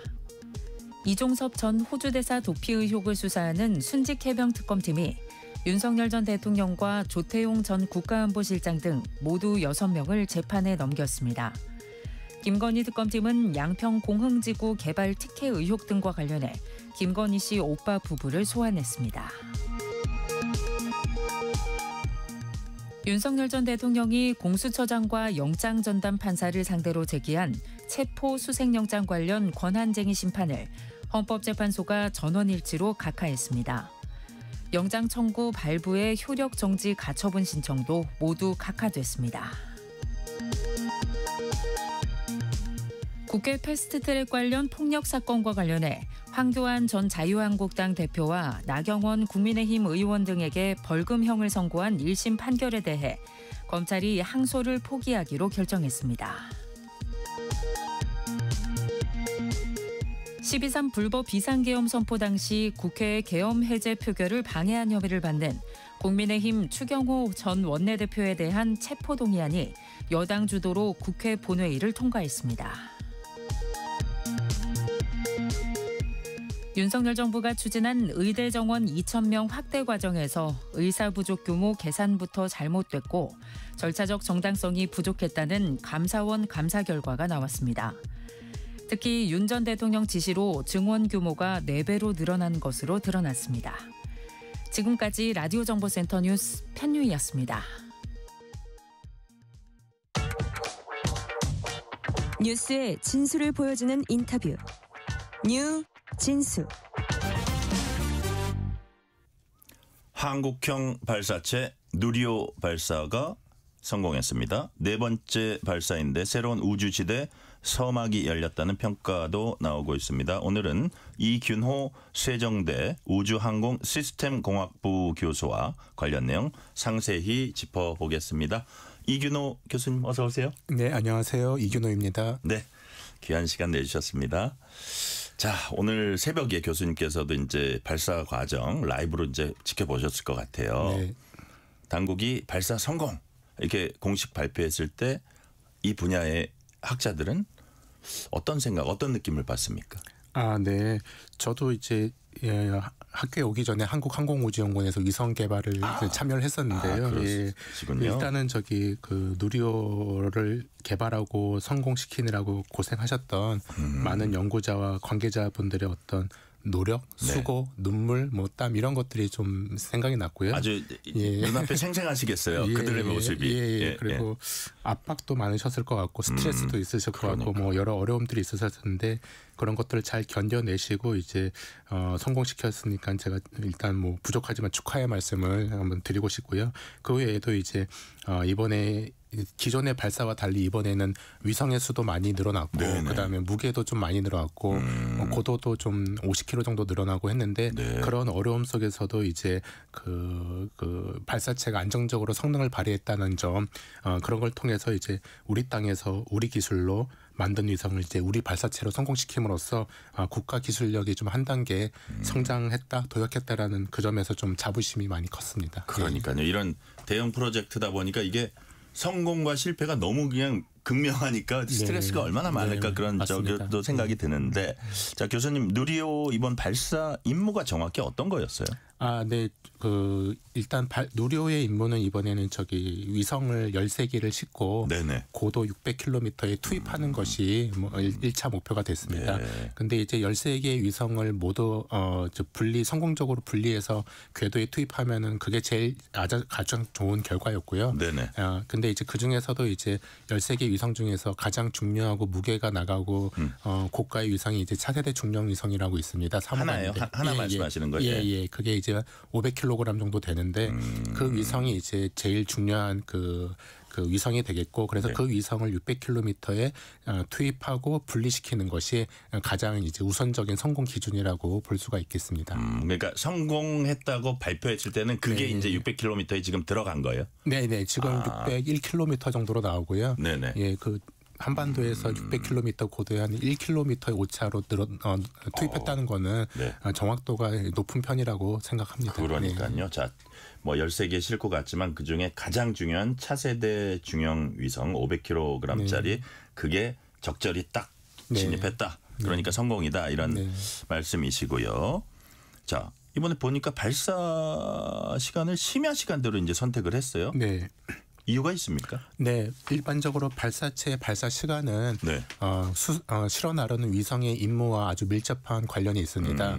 아까도 말씀드렸다시피 13개 위성 중에서 제일 중요한 차세대 중형 위성 3호의 임무가 어떤 것이냐면은 오로라 관측이나 대기 관측, 그다음에 자기장이나 플라즈마 관측, 우주 의학 실험 등이 있는데 이제 오로라를 관측하려고 그러면은 햇빛이 강하면은 관측이 잘 안 되니까 그래서 이제 햇빛이 좀 약하면서 심야 시간을 택해야 되다 보니까 이제 계산한 결과가 이제 위성이 발사체에서 분리된 다음에 남극을 통해서 다시 북극으로 이렇게 올라가는데 이때 새벽 12시 반에서 한 50분 사이에 적도를 통과해야만 이제 북극으로 가서 이제 오로라를 관측할 수가 있게 되겠습니다. 그런 것들을 고려하다 보니까 이제 지구 자전 속도, 발사체 비행 속도 그다음에 어디 우주의 어떤 물체와 충돌할 수 있는지 그런 것들을 여러 가지 고려하다 보니까 그 새벽 12시 1시 사이에 발사하는 것이 제일 좋다라고 됐고요. 그래서 어제는 원래 12시 55분 새벽에 발사하려고 했는데 발사 과정 중에 조금 그 문제가 있어서 그 1시 13분에 발사를 했습니다. 조금 늦게 발사한 건데 그 무슨 문제였어요? 지금 파악된 거로는 이제 발사체 자체는 아니고 이제 발사체에 연결돼서 이제 전력이나 연료를 주입해주는 지상 장비에서 아마 발생한 센서의 오류로 지금 이해를 하고 있고요. 그거는 큰 문제는 아니라고 보시는 거죠? 일단 발사체하고는 상관이 없으니까요. 근데 이제 그래도 발사체와 그 지상 연결 장비가 분리될 때 혹시라도 문제가 생길 수 있으니까 그런 걸 또 확인한 거고요. 그래서 예전에 누리호 발사가 또 한창 하다가 또 이제 중간에 마지막에 멈추고 이런 사례도 있어가지고 어제도 혹시 그런 일이 생길까 우려가 됐었는데 잘 해결돼서 발사해서 다행입니다. 자, 발사체를 우주에 이제 쏘아 올리는 것, 탑재된 위성들이 궤도에 안착하는 거 이거 제일 중요할 거고 또 관제센터와 교신하는 거 이것도 성공 여부를 가르는 어떤 중요한 요소라고 하는데 자 아까 13기 탑재했다 그랬잖아요. 그중에 아주 중요한 500km짜리 가장 중요한 차세대 중형 위성 그거는 잘 갔다고 했는데 13개들의 지금 궤도 진입 현황은 어떤지 또 이게 교신은 잘 되고 있는지 그 부분은 어떻게 됐어요? 일단 발사체는 그냥 궤도에 분리만 시켜주면은 그다음에 발사체로서의 임무는 다 끝난 거고요. 교신은 이제 위성에 이제 잘 만들었냐, 위성의 이제 문제거든요. 그래서 일단은 어제 발사해서 분리하는 동안에 영상 촬영이나 신호, 그다음에 발사체가 투입한 궤도 이런 것들을 종합했을 때는 발사체 자체로는 성공했다라고 보는 것이 맞고요. 이제 13개 위성이 모두 다 성공적으로 분리가 됐습니다. 그래서 이제 차세대 중형 위성 3호는 오늘 새벽 1시 55분에 남극과 교신해서 성공했고 지금도 교신이 잘 되는 걸로 나와 있기 때문에 일단 차세대 중형 위성 3호는 임무를 수행하기 위해서 이제 필요한 준비가 됐다라고 볼 수 있는 거고요. 네. 초소형 위성 같은 경우는 이제 12개 중에서 5개 정도만 좀 확인이 됐고 나머지는 시도를 하고 있는데 그 이유는 초소형 위성은 무게가 작고 크기가 가볍기 때문에 조그마한 이제 외부에 어떤 힘이 작용되면은 얘가 자세가 좀 불안정해서 우주가 무중력이다 보니까 네네. 불안정해서 이제 안테나를 지구로 지향하기가 좀 어려울 수가 있어요. 예, 그래서 그런 경우는 이제 이 자세가 안정화될 때까지 좀 기다려야 되는데 그게 안 될 수도 있고 운이 나쁘면 네. 운이 좋으면은 뭐 수일 또는 수개월도 걸리기도 했습니다. 그럴 수도 있어요. 예. 어쨌든 단시간 혹은 꽤 장시간까지 시도하고 있는 거네요. 5개 이외에는 지금. 예, 지금 계속 그죠? 시도하고 있는데요. 예, 그거는 이제 또 다음 달 초에 이제 네. 우주항공청에서 공식적으로 이제 발표를 한다고 중간 하니까 발표 또 하시겠네요. 예, 그때 또 이제 확인을 해봐야 될 것 같습니다. 그러니까요. 이게 참 복잡하고 지난한 과정이네요. 자, 13기라면 많이도 실었다 뭐 이런 생각도 사실 드는데 네. 어떤 활동들을 앞으로 하게 돼요, 이 위성들이? 네, 일단 제일 중요한 차세대 중형 위성 3호는 네. 아까 말씀드린 대로 크게 3가지 임무가 있는데 어떤 게 있냐면은 이제 주로 이제 우주에서 우주 환경이 그 무중력이고 진공이다 보니까 그런 지구와는 좀 환경이 다릅니다. 그래서 우주의 환경에서의 어떤 실험도 있고요. 네. 또는 우주 환경 같은 것들을 이제 관측하고 연구하는 것인데요. 크게 3가지로는 오로라 대기광 관측, 그다음에 전리권의 플라즈마 자기장 관측, 그다음에 이제 우주 생명 실험 장치 이런 것들이 있게 되겠습니다. 우주 생명 실험 장치요? 예. 그래서 오로라 대기광 관측기는 이제 북극 지방의 오로라 활동을 관측해서 태양 활동을 예측을 하는 거고 추적하는 것이고요. 네네. 전리권 플라즈마 자기장 같은 경우는 플라즈마와 자기장 변화를 측정한 후에 이제 GPS 신호의 어떤 교란이 있을지 그런 것들을 좀 연구하는 데 활용되고요. 마지막으로 이제 우주 생명 실험 장비 같은 경우는 지금 자동 세포를 배양한다든지 또는 미세 무중력 환경에서 이제 줄기세포의 분화와 조직 생성 과정 이런 것들을 이제 실험함으로써 우주의약품의 어떤 새로운 기술을 이제 가능성을 시험해보는 임무를 수행한다고 볼 수가 있겠습니다. 그렇군요. 예, 그다음에 우주 환경에서 생명이 어떻게 배야되고 어떻게 유지되는지 이런 걸 본다 이거네요. 거기까지는 아직 어렵고요. 그냥 약품 정도나 세포 정도가 이제 어떻게 지구에서는 중력이 있다 보니까 무거운 거는 당연히 밑으로 내려가고 가벼운 것이 위로 올라가는데 그게 이제 무중력에서는 그런 게 고려되지 않고 균등하게 균일한 방향으로 이제 성장할 수 있고 섞일 수 있기 때문에 그런 게 중요하겠고요. 그 외에도 이제 초소형 위성으로는 이제 뭐 12개를 다 설명드릴 수는 없지만 일단은 면역 항암제 단백질 결정 성장도 한번 해보는 거고 그다음에 국내에서 개발한 전기전자 부품들의 이제 우주 환경에서도 이제 노출되었을 때 안정적으로 작동을 할 수 있는지, 그다음에 초소형 추진 장치도 이제 작동이 잘 되는지, 그다음에 이제 그 2개의 초소형 위성이 편대 비행하면서 상대 위치를 추적하면서 이제 그 과학 실험을 한다든지 또는 6G 통신 기술을 이용해서 적에도 사물 인터넷 서비스 기술도 시험한다든지 또는 해양 플라스틱과 쓰레기도 관측하는 등 다양한 임무를 수행하게 되겠습니다. 네. 자, 우리가 뭐 인공위성 하면은 뭐 정지궤도 위성 생각하는 분들 많잖아요. 이게 지구 표면에서 하면 35,000km 뭐 이렇게 된다고 하는데, 그다음 이번처럼 600km 상공에 띄운 위성은 아까 정지궤도 위성하고는 역할이 전혀 다른 건가요? 네, 그렇습니다. 위성은 이제 임무에 따라서 이제 궤도가 결정됩니다. 말씀하신 정지궤도 위성 같은 경우는 이제 지구에서 한 36,000km 떨어져 있고요. 그거의 특징은 뭐냐면은 지구의 자전 속도랑 같습니다. 그래서 지구가 한 바퀴 돌 때 얘도 한 바퀴를 도는데 회전 속도가 같기 때문에 항상 동일한 지역을 바라볼 수가 있다라는 특징이 있겠고요. 그래서 우리나라에는 이제 천리안 위성처럼 일기예보를 우리나라 한정해서 이제 일기예보를 해주는 위성이라든지 또는 통신위성, 기상위성 이런 것들이 좀 대표적으로 있게 되겠고요. 대신에 이제 저궤도 위성이라는 거는 고도 300에서 1000km 사이에 이제 그 위치에서 이제 임무를 수행하는데 얘는 하루에도 지구를 14바퀴 정도 돕니다. 그렇기 때문에 지구의 곳곳을 관측할 수가 있기 때문에 주로 사진 촬영이나 영상 촬영 또는 이제 지구의 어떤 지형 변화라든지 지구의 지구 관련된 과학 실험을 한다든지 또 요즘에는 통신도 통신 서비스 재개하고요. 스타링크처럼 예, 그런 다양한 서비스를 수행할 수가 있게 되겠습니다. GPS 위성 같은 경우는 이제 타원 궤도라고 해가지고 좀 이제 그 저궤도하고 정지궤도 사이에 위치한 궤도에서 좀 수행을 하고 있습니다. 예. 네. 자, 이번이 4번째 이제 누리호 발사잖아요. 근데 지난 3차례와 달라진 점이 여러 가지인데 그중에 이번에 민간 기업 하나 에어로스페이스 참여 대폭 확대됐다고 제가 들었거든요. 이건 어떤 의미가 있습니까?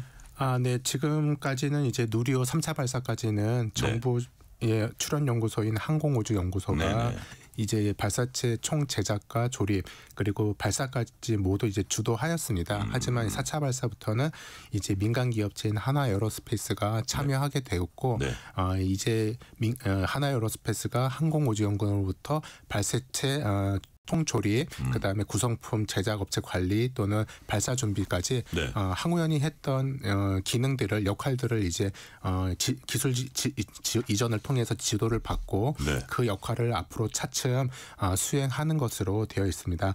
이렇게 민간 기관이 이제 어떤 발사체나 위성을 개발해서 그 책임을 짐으로써 이거를 이제 돈을 받고 서비스를 제공해주는 어떤 상업용 시장으로서의 진출로서의 어떤 기초를 마련해 주는 거가 의미가 있게 되겠고요. 예, 그래서 앞으로는 이제 우리나라의 우주항공 산업이 지금까지는 정부 주도로 많이 진행되었는데 앞으로는 민간 기관이 주도하게 되는 어떤 생태계의 변화, 전환으로서의 어떤 의미가 있다고 볼 수가 있게 되겠습니다. 네. 우리가 민간 기업 우주 개발 참여하면 이제 제일 먼저 떠오르는 게 미국의 스페이스 X 있잖아요. 근데 민간 기업이 우주 개발에 참여하는 게 이게 세계적인 일종의 추세입니까? 네, 지금 기존에 이제 그 인공위성이 처음 발사된 게 50년대 후반인데 그때부터 한 2010년까지는 주로 정부 기관이 주도를 했습니다. 왜냐하면은 이게 우주라는 특별한 환경이다 보니까는 이제 실패의 가능성이 높고 기업이라는 건 민간 기업은 수익을 내야 되잖아요. 맞습니다. 그죠? 예. 그리고 이제 발사체나 위성을 개발하는데 이제 그러다 보니까 실패를 하지 않으려고 하다 보니까는 이제 성공 가능성을 높이다 보니까는 이제 발사체나 위성을 만든 데 있어 가지고 하나하나의 오차도 없어야 되기 때문에 많은 시험과 그다음에 검증, 검사하다 보니까는 사람도 많이 들어가고 부품도 이제 기술 수준이 높아야 되고 수명도 높아야 되고 신뢰성도 높아야 되고 이러다 보니까는 비용도 많아지고 그러다 보니까는 이제 일반 민간 기업체들이 좀 접근하기가 되게 어려웠는데 그게 이제 올드 스페이스라는 시대가 되겠고 이제 2010년부터는 이제 뉴 스페이스라는 시대가 도래했는데 어떤 의미냐면은 이제 전기전자 부품 통신 소프트웨어 기술들이 발달하다 보니까 그러면 굳이 비싼 돈을 들여서 위성을 만드는 게 아니라 이러한 싼 부품들을 일반적으로 우리가 쓰는 부품들을 써서 위성을 한 개 만드는 게 아니라 싼 가격으로 뭐 100대를 만들다 하더라도 그거를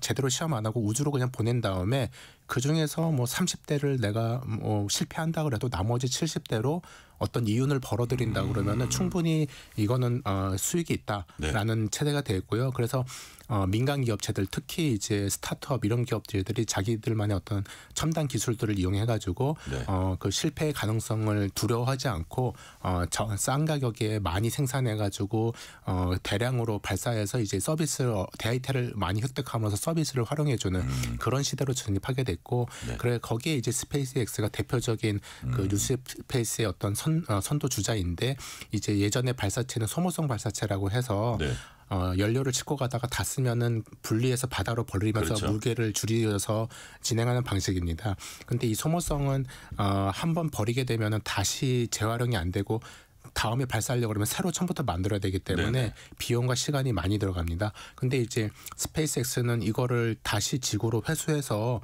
그거를 일부만 수리해서 다시 쓰니까 재활용하는 거죠. 그러니까는 뭐 제작 기간도 적고 비용도 적으니까는 아주 이윤 확보하는 데 있어서 경제적으로 좀 이익이 있는 거죠. 그래서 그걸 통해서 발사 비용도 많이 낮추게 됐고요. 그러다 보니까는 이제 초소형 위성도 많이 만들어서 스페이스X를 통해서 많이 발사하게 되니까 이게 계속 순환 구조가 생겨서 지금처럼 이제 민간 기업이 주도하는 생태계가 이제 해외에서는 이제 일반적인 상황이 됐습니다. 그러니까 지금 스페이스X 사례를 말씀해 주셨는데 교수님 보시기에 우리나라의 경우에도 향후 투자 대비 이익이 커지는 시점을 맞이할 수 있을 거라고 전망하십니까? 네. 지금 상황은 사실은 아직은 우리나라는 좀 국내 같은 경우는 우주 항공 시장이 그렇게 크지도 않고 그다음에 민간 기업체도 아직은 많이 생기긴 했지만 아직은 그래도 소수고 그다음에 그 이윤을 내기 위해서는 어떤 새로운 우주를 활용한 새로운 비즈니스 모델을 만들어야 되는데 그런 분야가 사실은 좀 모델이 좀 아직 많지도 않고 그다음에 아주 혁신적인 기술이나 핵심 기술을 확보한 것도 일부기 때문에 아직은 이익보다는 투자가 좀 많이 들어가는 단계라고 생각이 들고요.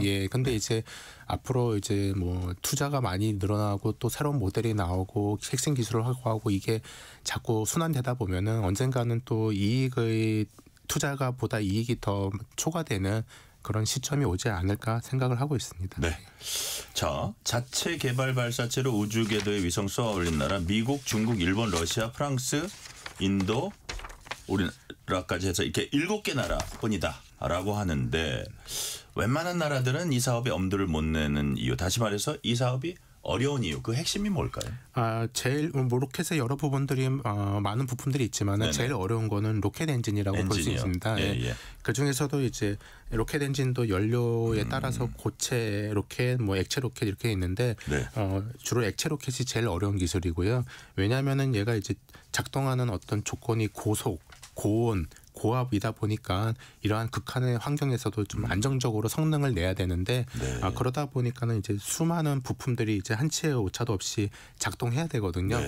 그러다 보니까는 이제 그 높은 신뢰성을 가져야 되는데 이러기 위해서는 계속 테스트도 많이 하고 시험도 많이 하고 그다음에 개량도 하고 그다음에 다양한 공학 이론과 첨단 핵심 기술들이 필요하게 되다 보니까 좀 어려움이 많고 또 이를 확보하기 위해서는 막대한 비용과 더불어 기술력, 그다음에 인프라, 그다음에 능력, 인력 이런 것들이 종합적으로 필요하다 보니까는 이런 것들을 해낼 수 있는 나라가 한정돼 있다고 볼 수가 있습니다. 자, 그리고 이제 제가 보니까 이번에 사용된 엔진은 75톤급 액체 엔진 4개를 하나로 묶는 기술을 활용했다.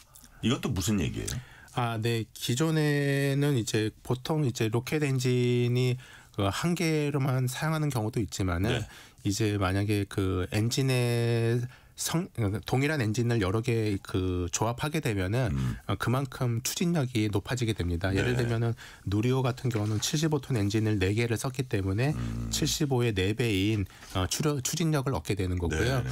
그래서 이제 그럼에도 불구하고 이제 로켓 엔진 하나하나가 이제 잘 작동해야 되기 때문에 75톤 엔진 하나가 좀 잘 정상적으로 작동하는 엔진을 갖는 기술이 좀 중요하다고 할 수가 있겠습니다. 이거 우리 자체 개발입니까? 네, 맞습니다. 기존의 나로 같은 경우는 이제 2010년 초에 발사된 나로 같은 경우는 우리가 액체 로켓 엔진 기술이 없어가지고 그 당시에는 일단 로켓 엔진을 러시아에서 도입을 해서 활용했는데 이제 그 이후로 한 10년 넘게 연구 개발을 통해 가지고 75톤의 힘을 낼 수 있는 그 엔진을 우리나라 자체 기술로 이제 개발을 했습니다. 네. 누리호 총 비행 시간이 뭐 914초였다 이런 얘기가 있더라고요.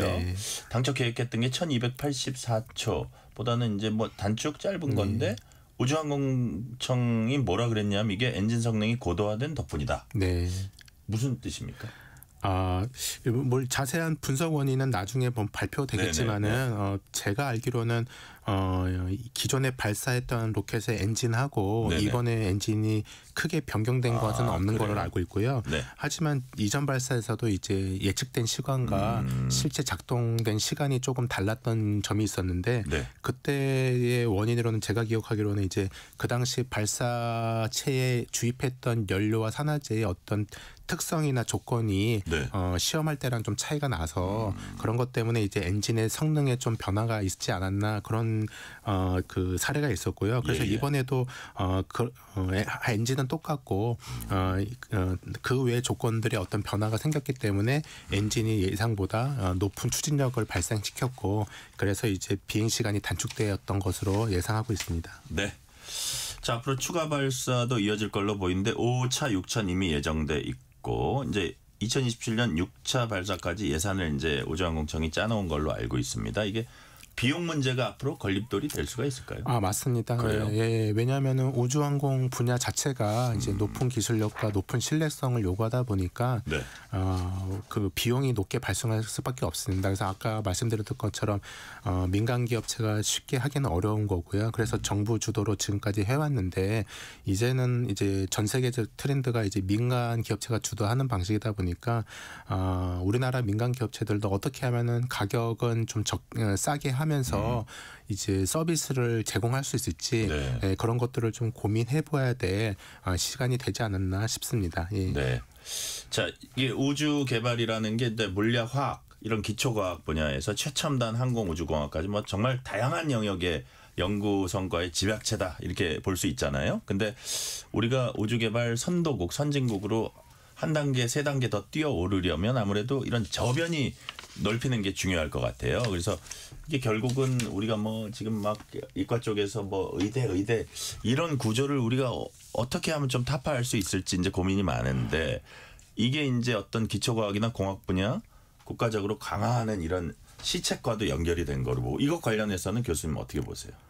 뭐 예전에는 뭐 저 같은 경우만 해도 어떤 사명감 뭐 이런 것들이 더 컸던 동기가 있었는데 지금은 뭐라고 해야 되나 이제 경제적인 측면 그러니까 결국은 이제 자기 어떤 이윤 자본주의 사회가 좀 더 되다 보니까 결국은 이제 수익, 이익 이런 것들이 좀 연결되어 있는 것 같고요. 그러니까요. 중국 같은 경우는 오히려 더 과학기술자를 우회해 준다든지 그러다 보니까 뭐 대우나 뭐 수입 연봉 이런 측면에서도 뭐 의대 의사들이랑 부족하지 않기 때문에 이제 고급 인재들이 그런 것들이 가고 국가의 있죠. 운명을 이제 결정할 수도 있는데 맞습니다. 그죠? 예. 그래서 저도 우리나라도 좀 약간 걱정이 많이 되는 게 지금 앞으로는 점점 더 이제 어려운 학문을 해야 되고 그걸 이용해서 이제 한 명의 또 그 창업자가 또 수만 명을 먹여 살릴 수 있는 그런 토대가 마련되어야 되는데 지금 우리나라에서는 좀 교육도 약간 획일적이고 그다음에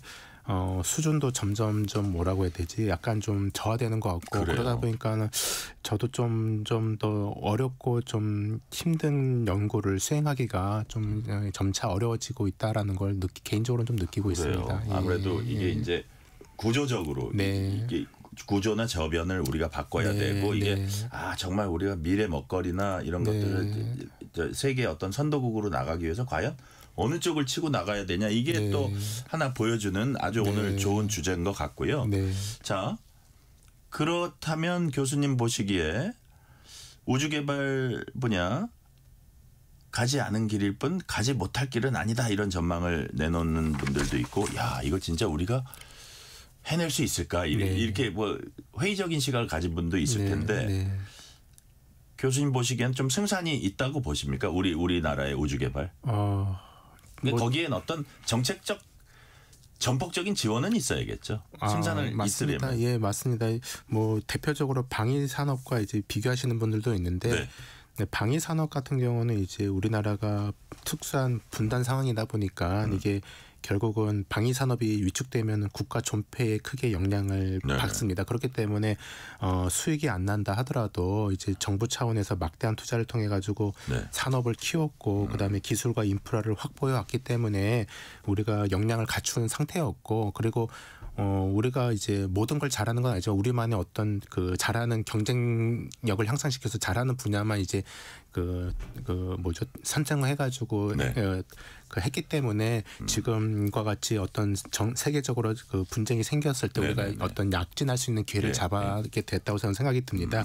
하지만 우주 항공 분야는 아직 저희가 그 방위 산업에 비해서는 이제 중요도나가 이런 것이 아직 높지는 않고 시장도 작고 이러다 보니까 아직은 수익이 크지 않고 기술과 인프라도 충분치 않은 상태입니다. 그래서 우리가 이걸 통해서 이제 우주 항공을 키우려고 그러면은 결국은 아직은 정부에서의 좀 막대한 지속적이고 장기적인 투자도 필요하고 하지만 민간 기관도 이제 정부의 투자만 바라는 것이 아니라 자체적으로 기술도 확보하고 투자를 통해서 뭔가 새로운 사업을 만들고 이익을 창출할 수 있는 어떤 노력도 좀 필요하지 않나 생각이 듭니다.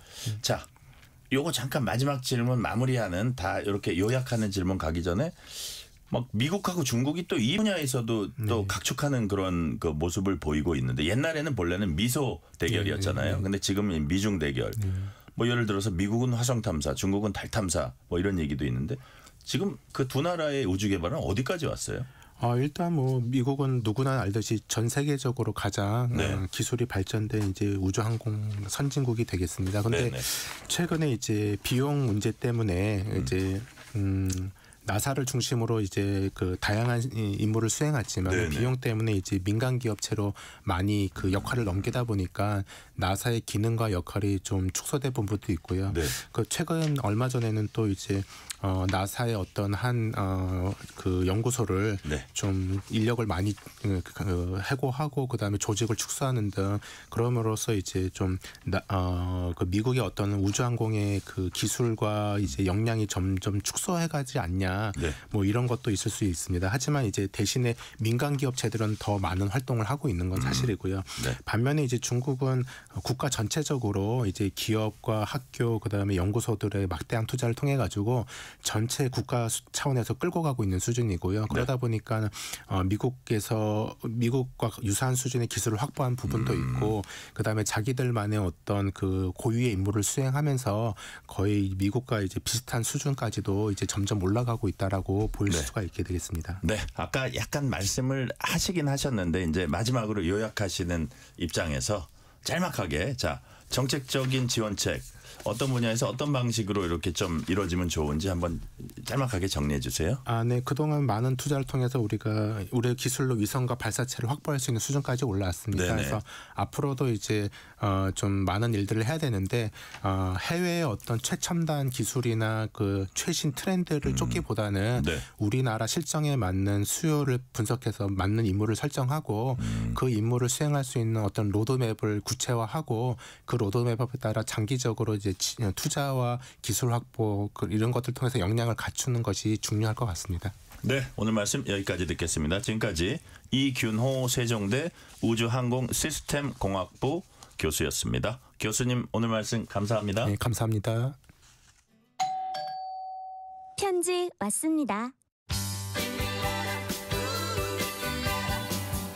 퇴근길 지친 당신에게 힘이 되는 뉴스를 전해드립니다. 매일 저녁 당신과 함께 읽는 세상 이야기 KBS 1라디오 뉴스레터 K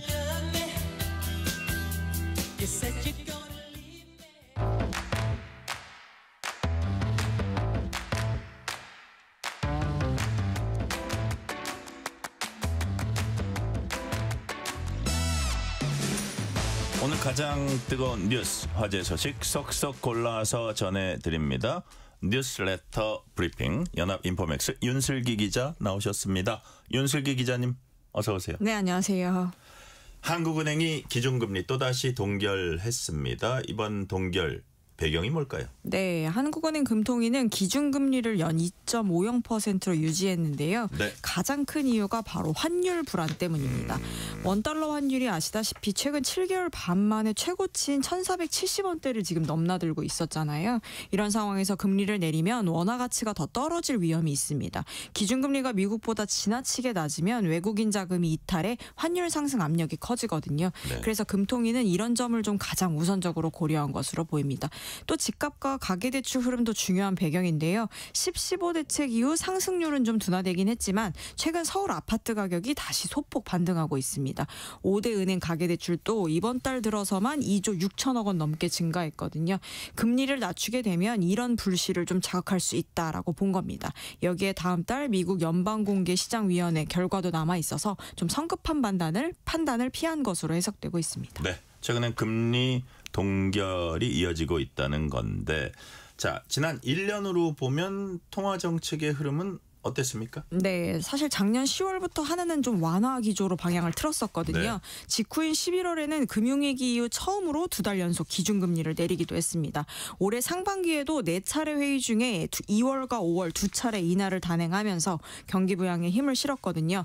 당시에는 건설, 소비 부진과 미국 관세 여파로 성장률이 0%대에 머물 것이다라는 전망이 컸기 때문이었는데, 하지만 하반기 들어서 분위기가 좀 확 달라졌습니다. 7, 8, 9, 10월 11월 이렇게 4차례 연속 금리를 동결한 건데요. 네. 환율 급등과 자산시장 불안이 가장 큰 이유로 지목되고 있는 상황입니다. 네, 전문가들 사이에선 향후 금리 전망 어떻게 지금 나오고 있습니까? 네, 전문가들 견해는 크게 둘로 나뉘고 있는데요. 먼저 추가 인하가 좀 필요 없다라는 쪽입니다. 전문가들은 지금 반도체 호황과 소비 회복을 좀 근거로 들고 있고요. 현재 경제 흐름만으로도 잠재 성장률 수준의 성장이 가능하다라는 분석입니다. 반면 일부 전문가들은 내년 인하 가능성이 여전히 남아있다라고 보고 있는데요. 내년 4월 하는 총재 교체 이후 하반기까지 1에서 2회 인하를 예상하고 있습니다. 내년 성장률 상승에 기저효과가 크기 때문에 하반기엔 다시 경기 우려가 커질 수 있다라는 이유 때문인데요. 결국 환율 안정, 집값 흐름, 미국 통화 정책, 경기 회복세가 금리 결정의 핵심 변수가 될 전망입니다. 네. 자, 해외 사고 소식입니다. 홍콩에서 아파트 화재로 수백 명, 사망자 실종자 합해서 수백 명, 300명이 넘습니다. 나왔습니다. 대형 참사입니다. 이 화재 어떻게 일어난 겁니까? 네, 이번 화재는 어제인 26일 오후 홍콩 북부 타이포 지역의 32층 아파트 단지인 윙푸코트에서 발생한 건데요. 네. 불은 단지 전체가 8개 동인데 이 중 7개 동으로 번졌고요. 일부 동은 진화에만 10시간 이상이 걸리기도 했습니다. 현재까지 사망자는 44명으로 확인이 됐고요. 이 가운데 현장에서 진화 작업을 하던 소방관 1명도 포함이 됐습니다. 또 내부에 고립된 것으로 추정되는 실종자가 279명에 달해서 피해 규모가 더 커질 가능성이 있는 상황입니다. 45명의 부상자는 위중한 상태인데요. 당국은 어제 오후 6시 22분 화재 경보를 최고 등급인 5등급으로 격상했습니다. 사실 5등급 경보가 2008년 몽콩 나이트클럽 화재 이후 처음인데요. 네. 특히 이 아파트 단지는 약 4,800명이 거주하고 있어서 대피 규모도 매우 큰 것으로 전해졌습니다. 네, 이렇게까지 피해가 커졌던 이유 지금 뭐 자세한 조사는 이루어지고 있겠지만 네네. 지금 현재로서는 어떤 게 원인으로 지목되고 있어요? 가장 크게 지목되는 것은 건물 외벽의 보수 공사 환경인데요. 네. 불이 난 아파트는 지난해 7월부터 대규모 보수 공사가 진행 중이었습니다.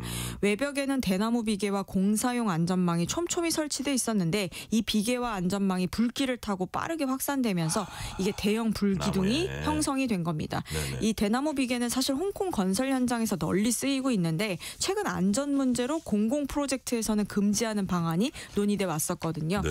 또 게다가 여기 건물 외벽과 내부에 스티로폼이 좀 발견이 됐습니다. 이 스티로폼이 아시다시피 불에 매우 취약해서 화재 확대의 주요 원인으로 꼽히는데 또 여기에 일부 주민은 화재 경보기가 제대로 작동하지 않았다라고 주장하고 있는 상황입니다. 네. 자, 일단 정치 사회적 파장 당연히 커지고 있을 텐데 지금 정부 대응 방안이랄지 홍콩에서 어떤 일들이 벌어지고 있습니까? 네, 홍콩 정부는 이번 사태를 대규모 참사로 규정을 했고요. 네. 존 리 행정장관은 희생자 가족과 소방자에 대한 위로를 표했고 선거 일정 조정 가능성도 언급했습니다. 사실 다음 달 7일 예정된 입법회 선거 관련 활동이 모두 중단된 상태고요. 네. 이 선거 자체 연기 여부도 지금 정부가 검토 중입니다. 27일에는 그러니까 오늘이죠. 과실치사 혐의로 건물 공사 책임자 3명이 체포됐고요. 중국 중앙정부에서도 시진핑 국가주석이 희생자에게 애도를 표했고 피해 최소화를 주문한 상황입니다. 네. 일단 뭐 대규모 행사들도 많이 이제 취소가 되고 있다고 하고 워낙 엄청난 이제 참사가 또 홍콩에 일어났습니다. 주제를 바꿔 볼게요. 서울대 도서관에서 AI로 제작된 전자책이 대량으로 비치돼 있다. 이런 얘기가 나왔습니다. 이게 어떤 지적이라고 하는데 어떤 문제가 있다는 거예요? 네, 말씀드렸다시피 이 서울대 도서관은 AI 생성 전자책으로 알려진 특정 출판사의 책이 약 9,000권 가까이 배치되어 있는데 이걸 업계에선 딸깍 출판으로 불리는 겁니다. 이게 클릭 한 번으로 대량 제작되는 전자책들인데요. 이들 출판사 가운데 한 곳은 지난 1년 동안 전자책을 7,300권 넘게 출간을 했는데 문제는 이런 책들이 명확한 감수 과정을 거치지 않으면서 문제는 감수 과정 없이 하니까 이렇게 맞습니다. 대량 생산한 것 자체가 문제가 아니라 그래서 기초적인 오류도 반복이 되고 있는데요. 예를 들어서 설국을 눈국으로 잘못 번역하기도 하고요. 철학서를 다루면서 우리 삐라에서 같은 문맥이 불명한 문장이 등장하기도 했습니다. 그러니까 전문적인 검토 없이 AI가 번역 작성한 콘텐츠가 그대로 공급되면서 지금 학생과 연구자들에게 왜곡된 정보를 인용할 위험이 커진 상황입니다. 네. 자, 그렇다면 이게 이제 오류 사례가 매우 다양하고 많을 것 같은데, 자, 구체적으로 지금 설국, 눈국 얘기하셨지만 또 어떤 오역, 어떤 잘못된 정보들도 확인된 게 더 있는지 말씀해 주세요. 네, 한 출판사의 문학 관련 전자책에는 가와바타 야스나리의 설국을 눈국으로 번역한 문장이 담기기도 했고요. 철학 도서에는 문장 맥락과 전혀 관련 없는 삐라라는 단어가 등장했습니다. 의문론을 설명한 책에서는 유음화 예시를 반대로 설명하면서 기초 규칙 자체를 틀리게 서술한 건데요. 또한 출판사에서 발행한 칸트 철학서에서는 원전 표기도 잘못돼 있습니다. 칸트의 글을 고대 그리스 역사가 헤로도토스의 저술로 표기한 거기도 하고요. 번역 과정에서 의미 이해가 거의 없는 AI 직역 흔적이 그대로 드러나기도 했습니다.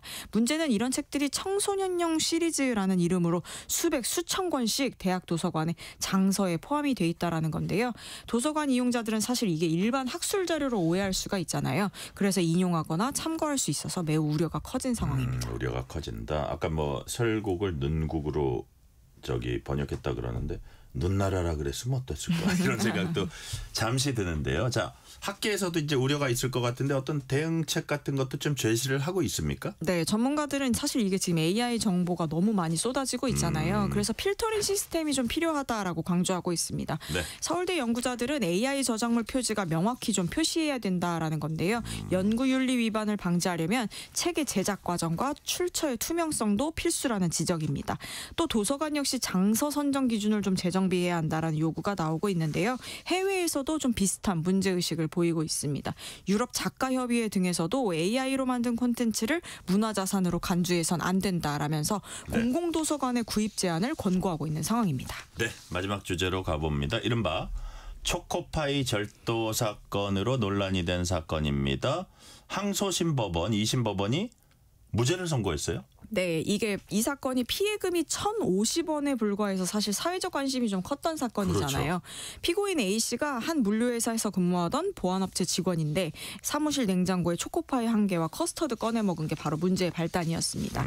그런데 A씨는 혐의를 인정할 수 없다면서 정식 재판을 청구했는데 왜냐하면 절도 전과가 생기면 사실 직장을 잃을 수가 있잖아요. 그러니까요. 그런데 지난 5월 1심은 유죄 판단을 내렸고 벌금 5만 원을 선고했고 즉시 A씨가 항고하자 다시 항소심으로 넘어갔는데 무죄를 선고한 겁니다. 재판부는 냉장고 속 물품을 소유자의 승낙 없이 가져갔다라고 단정하기 어렵다라고 본 것으로 보입니다. 네, 그렇다면 이번 초코파이 절도 사건 항소심 무죄. 그 의미는 뭘까요? 네, 직장 내 이게 공용 냉장고인지 관행적으로 공유되는 물품인지 좀 여러 가지 사정을 종합한 판단으로 읽히고 있는데요. 이번 판결로 A씨는 절도 누명을 좀 벗게 됐습니다. 벌금형이 취소되면서 직업적 불이익도 피할 수 있을 것으로 보입니다. 네, 오늘 말씀은 여기까지 듣겠습니다. 뉴스레터 브리핑 지금까지 연합 인포맥스 윤슬기 기자였습니다. 오늘 고생했습니다. 네, 고맙습니다.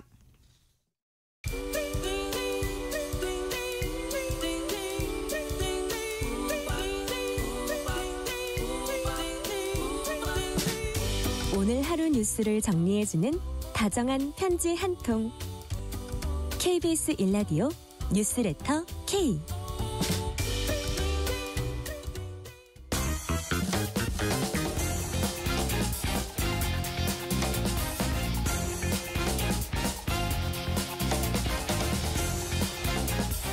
한 주 스포츠 소식 전해드립니다. 스포츠는 완수 코너입니다. 근데 오늘은 김한수 기자 대신에 KBS 스포츠 취재부 강재훈 기자 나오셨습니다. 강재훈 기자 어서 오세요. 예, 안녕하십니까. 네. 오, 목소리가 묵직해요. 아주 좋아요, 지금. 자, 배드민턴 안세영 선수 소식부터 알아봅니다. 배드민턴 여제라는 말이 부끄럽지 않습니다. 올 시즌 10번째 우승 달성했습니다. 세계 최초죠. 예, 안세영 선수가 배드민턴 여제가 된 건 벌써 조금 된 것 같고요. 좀 됐죠. 이제 그 이상의 호칭을 고민해야 될 것 같아요. 여제 이상이 뭐가 있을까요, 진짜? 전설? 전설. 예. 살아있는 전설. 네네. 살아있는 전설. 예. 좋네. 일단 지난 23일 날 호주 시드니에서 열린 세계 배드민턴 연맹 호주 오픈 여자 단식 결승에서 인도네시아 선수를 이기고 정상에 섰습니다. 네네. 2022년에 이어서 다시 한번 호주 오픈에서 우승했는데요. 올 시즌 국제대회에 14번 출전해서 무려 10번이나 우승했으니까 엄청난 승률이죠. 네. 안세영 선수 자신의 종전 최고 기록은 시즌 9승이 최고였거든요. 이번에 한 걸음 더 나아간 거고 말씀하신 대로 여자 단식 선수로는 최초로 시즌 10승 고지에 올랐습니다. 남녀 통틀어서 역대 최다 기록은 시즌 11등이거든요. 2019년 일본 남자 선수 모모타 겐토 선수가 세운 기록입니다. 피겨의 김연아, 그다음에 배구의 김연경 이런 아까 강 기자 말씀하신 대로 레전드가 됐다 이런 평가가 나오더라고요. 네. 그렇죠? 일단 안세영 선수의 그 경기를 보면 되게 재미있는 장면들이 많이 나와요. 워낙 이제 기량이 뛰어나다 보니까 이 엄청난 리턴을 받아내지 못한 상대 선수들이 막 허망해하는 그런 이걸 받아낸단 말이야 이런 어이없어하는 장면들을 많이 볼 수 있거든요. 거기서 이제 멘탈이 무너지는 거죠. 그렇죠. 그래서 그만큼 이제 안세영 선수의 기량이 압도적이라고 할 수 있는데 그 체력 엄청난 체력. 그죠? 그렇습니다. 이번 호주 오픈만 봐도 그렇습니다. 이 안세영 선수가 지금 현재 세계 랭킹 1위거든요. 결승 상대는 세계 7위였는데 세트 스코어 2대0 완승을 거뒀고요. 경기 시작 44분 만에 승패가 갈렸습니다. 그리고 더 무서운 건 뭐냐면 32강 전부터 결승까지 단 한 게임도 내주지 않았어요.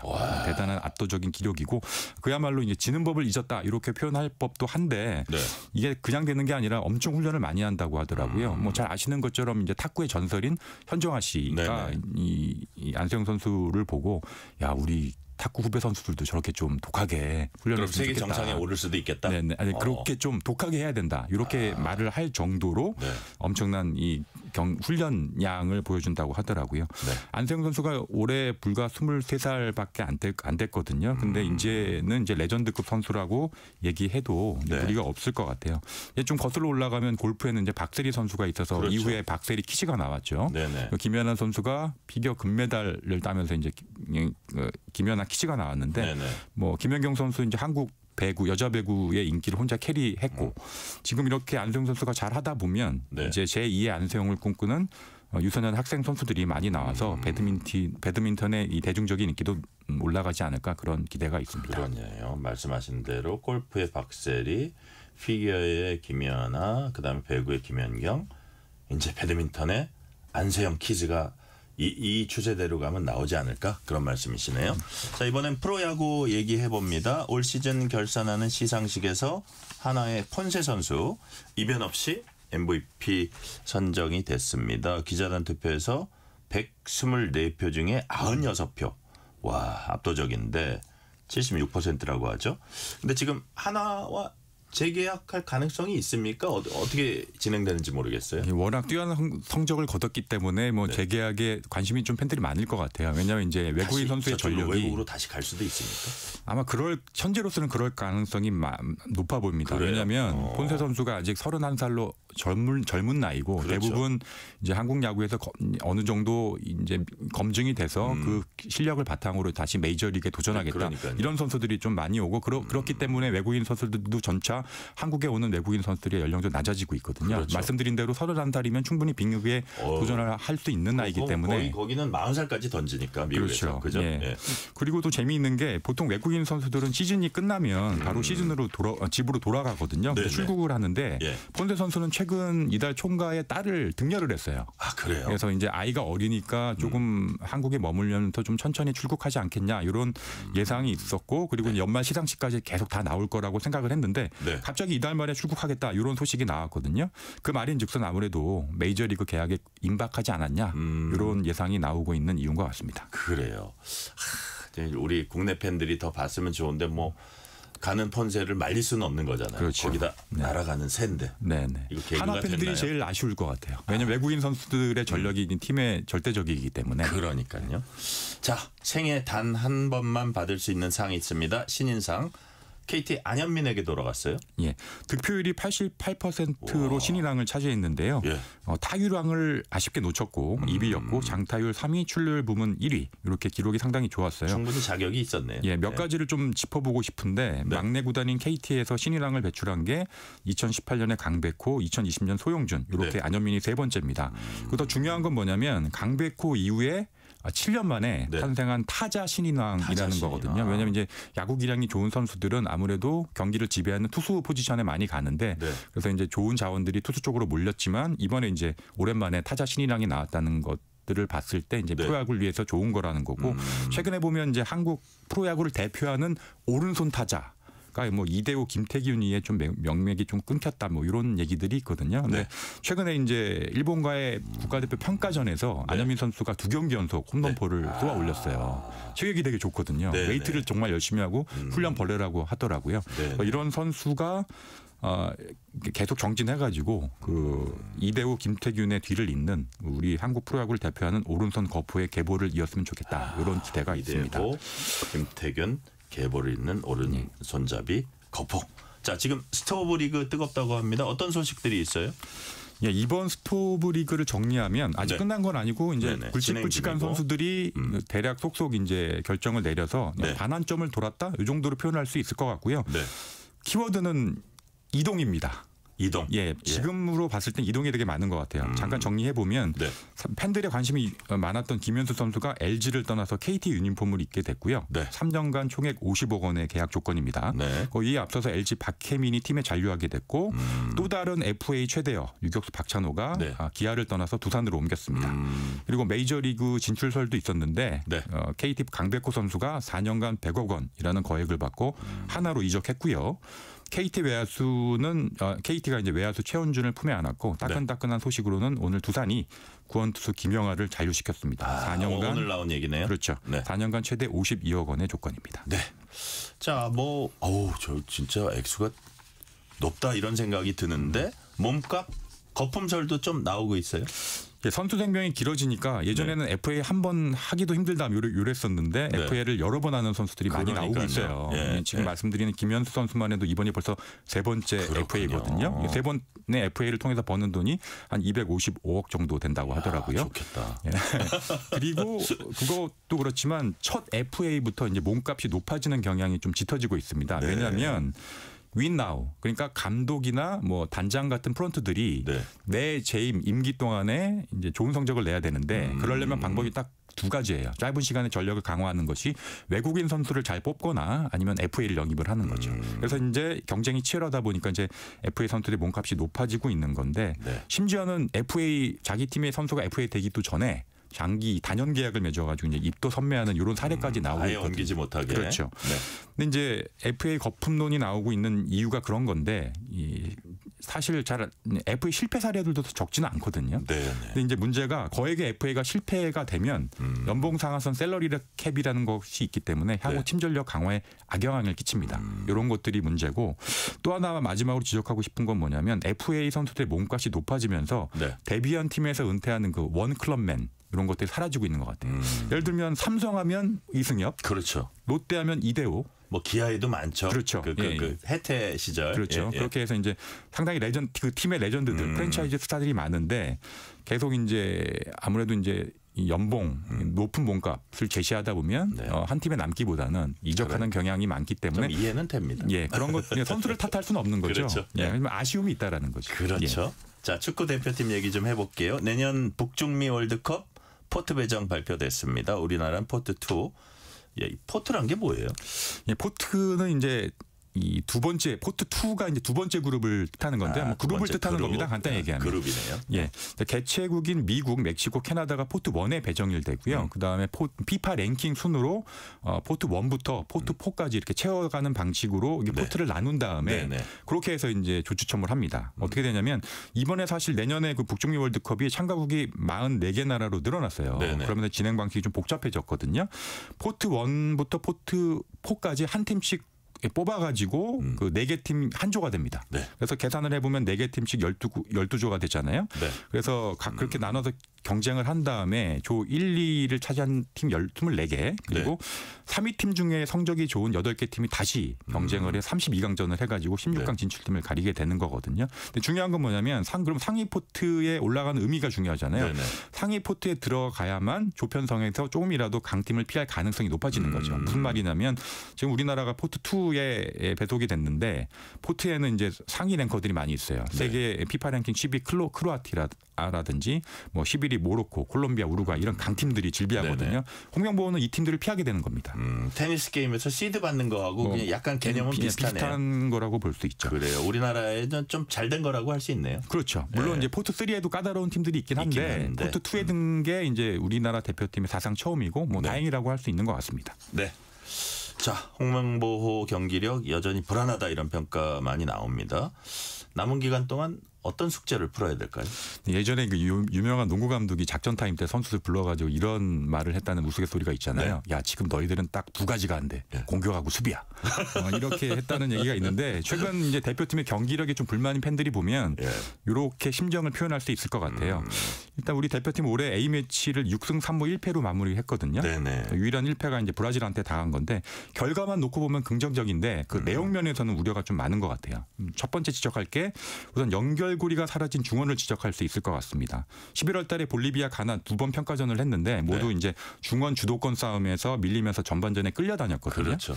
이게 주전 미드필더인 황인범 선수가 부상으로 빠진 탓이 있어서 이제 새로운 선수들 투입해서 실험을 해서 그 결과가 좀 안 좋은 건데 중원부터 빌드업이 안 되다 보니까 후방에서 손흥민을 안에 롱볼을 차는 그런 반복적인 악순환이 좀 있었던 것 같고 공격은 그렇고 수비에서도 3백이냐 4백이냐 이게 풀기 어려운 과제인데 요거에 대한 해답을 아직 찾지 못한 것 같아요. 그래서 이제 후방에서 빌드업을 할 때 이제 수비들이 실수를 해가지고 미스로 공을 위험한 지역에 이제 내모는 경우가 있는데 요럴 때 조직적으로 수비들이 와서 압박을 해줘야 되는 거거든요. 근데 그 압박을 그렇게 효율적으로 하지 못해서 이제 실점하는 그런 경우들이 되게 많았습니다. 그래서 종합적으로 얘기를 하자면 중원도 재정비해야 되고 빌드업도 안정화시켜야 되고 조직적인 압박 이런 과제들을 남은 7개월 동안 어떻게 해결해야 되느냐 이게 가장 중요한 관건인 것 같습니다. 그리고 이제 공격수들 개개인 활동 활약도 중요한데 최근에 그 가나전이었나요? 시원한 그 센터링 날렸던 이강인 선수 파리 생제르맹 에서 좋은 활약 보여주고 있습니다. 토트넘과 경기했나 봐요. 어제 새벽인가요? 오늘 새벽입니다. 오늘 새벽 어땠어요? 그때 경기력이? 뭐 공격 포인트를 기록하지는 못했는데 여러 가지 인상적인 장면들이 있었고요. 일단 팀은 5대3으로 이겼고 벤치에서 시작을 했습니다. 교체 멤버로 이 경기를 시작해서 후반 11분에 교체 투입됐고 30여 분을 뛰었거든요. 사실 이제 이틀 전에 이강인 선수가 소속팀 리그 경기에서 1호 골을 넣었어요. 그래서 이제 몸 상태가 쫙 올라오고 있는 상황이었기 때문에 좀 기대가 있었는데 말씀드린 대로 아쉽게 공격 포인트를 올리지는 못했지만 그래도 소속팀에서 꾸준하게 출전하면서 몸 상태도 좋아지고 있다. 이건 대표팀에게는 뭐 무조건 좋은 소식인 것 같습니다. 네, 시간이 거의 다 되긴 했는데 마지막 질문 짧게 드릴게요. 이번 주말에 꼭 봐야 할 경기 어떤 게 있습니까? 프로축구 팬. 그리고 프로축구 팬이 아니더라도 이번 주말 프로축구는 꼭 반드시 챙겨보셔야 됩니다. 과연 어떤 경기기에? 왜냐하면 이제 K리그 1 최종 38라운드가 오늘 일요일에 일제 열리거든요. 보통은 토요일, 일요일 이렇게 나눠서 열리는데 마지막 최종전이기 때문에 일요일 날 같이 열려요. 12개 팀이 모두 경기를 치고 이 중에서 12개 팀 중에 순위가 결정된 게 2팀밖에 없어요. 나머지 팀은 이 경기 결과에 따라서 막 바뀝니다. 중요한 거는 이제 몇 가지 포인트가 있는데 울산이 이제 멸망전이라고 하는데 강등권으로 떨어지느냐 마느냐가 이렇게 결정되거든요. 여기서 잘 치러야 되고 그다음에 5월부터 줄곧 꼴찌였던 대구가 막판 대역전극을 준비하고 있어서 이것도 볼만한 경기인 것 같습니다. 오늘 말씀 여기까지 듣겠습니다. 지금까지 강재훈 KBS 기자였습니다. 오늘 말씀 감사합니다. 오늘 뉴스레터 K는 여기까지입니다. 커피 쿠폰 당첨자 명단은 뉴스레터 K 홈페이지 확인해 주시고요. 브로큰 발렌타인의 알루미늄 들으시면서 이 시간 마무리하겠습니다. 오늘도 함께해 주신 청취자 여러분 진심으로 감사드립니다. 지금까지 뉴스레터 K 전종철입니다.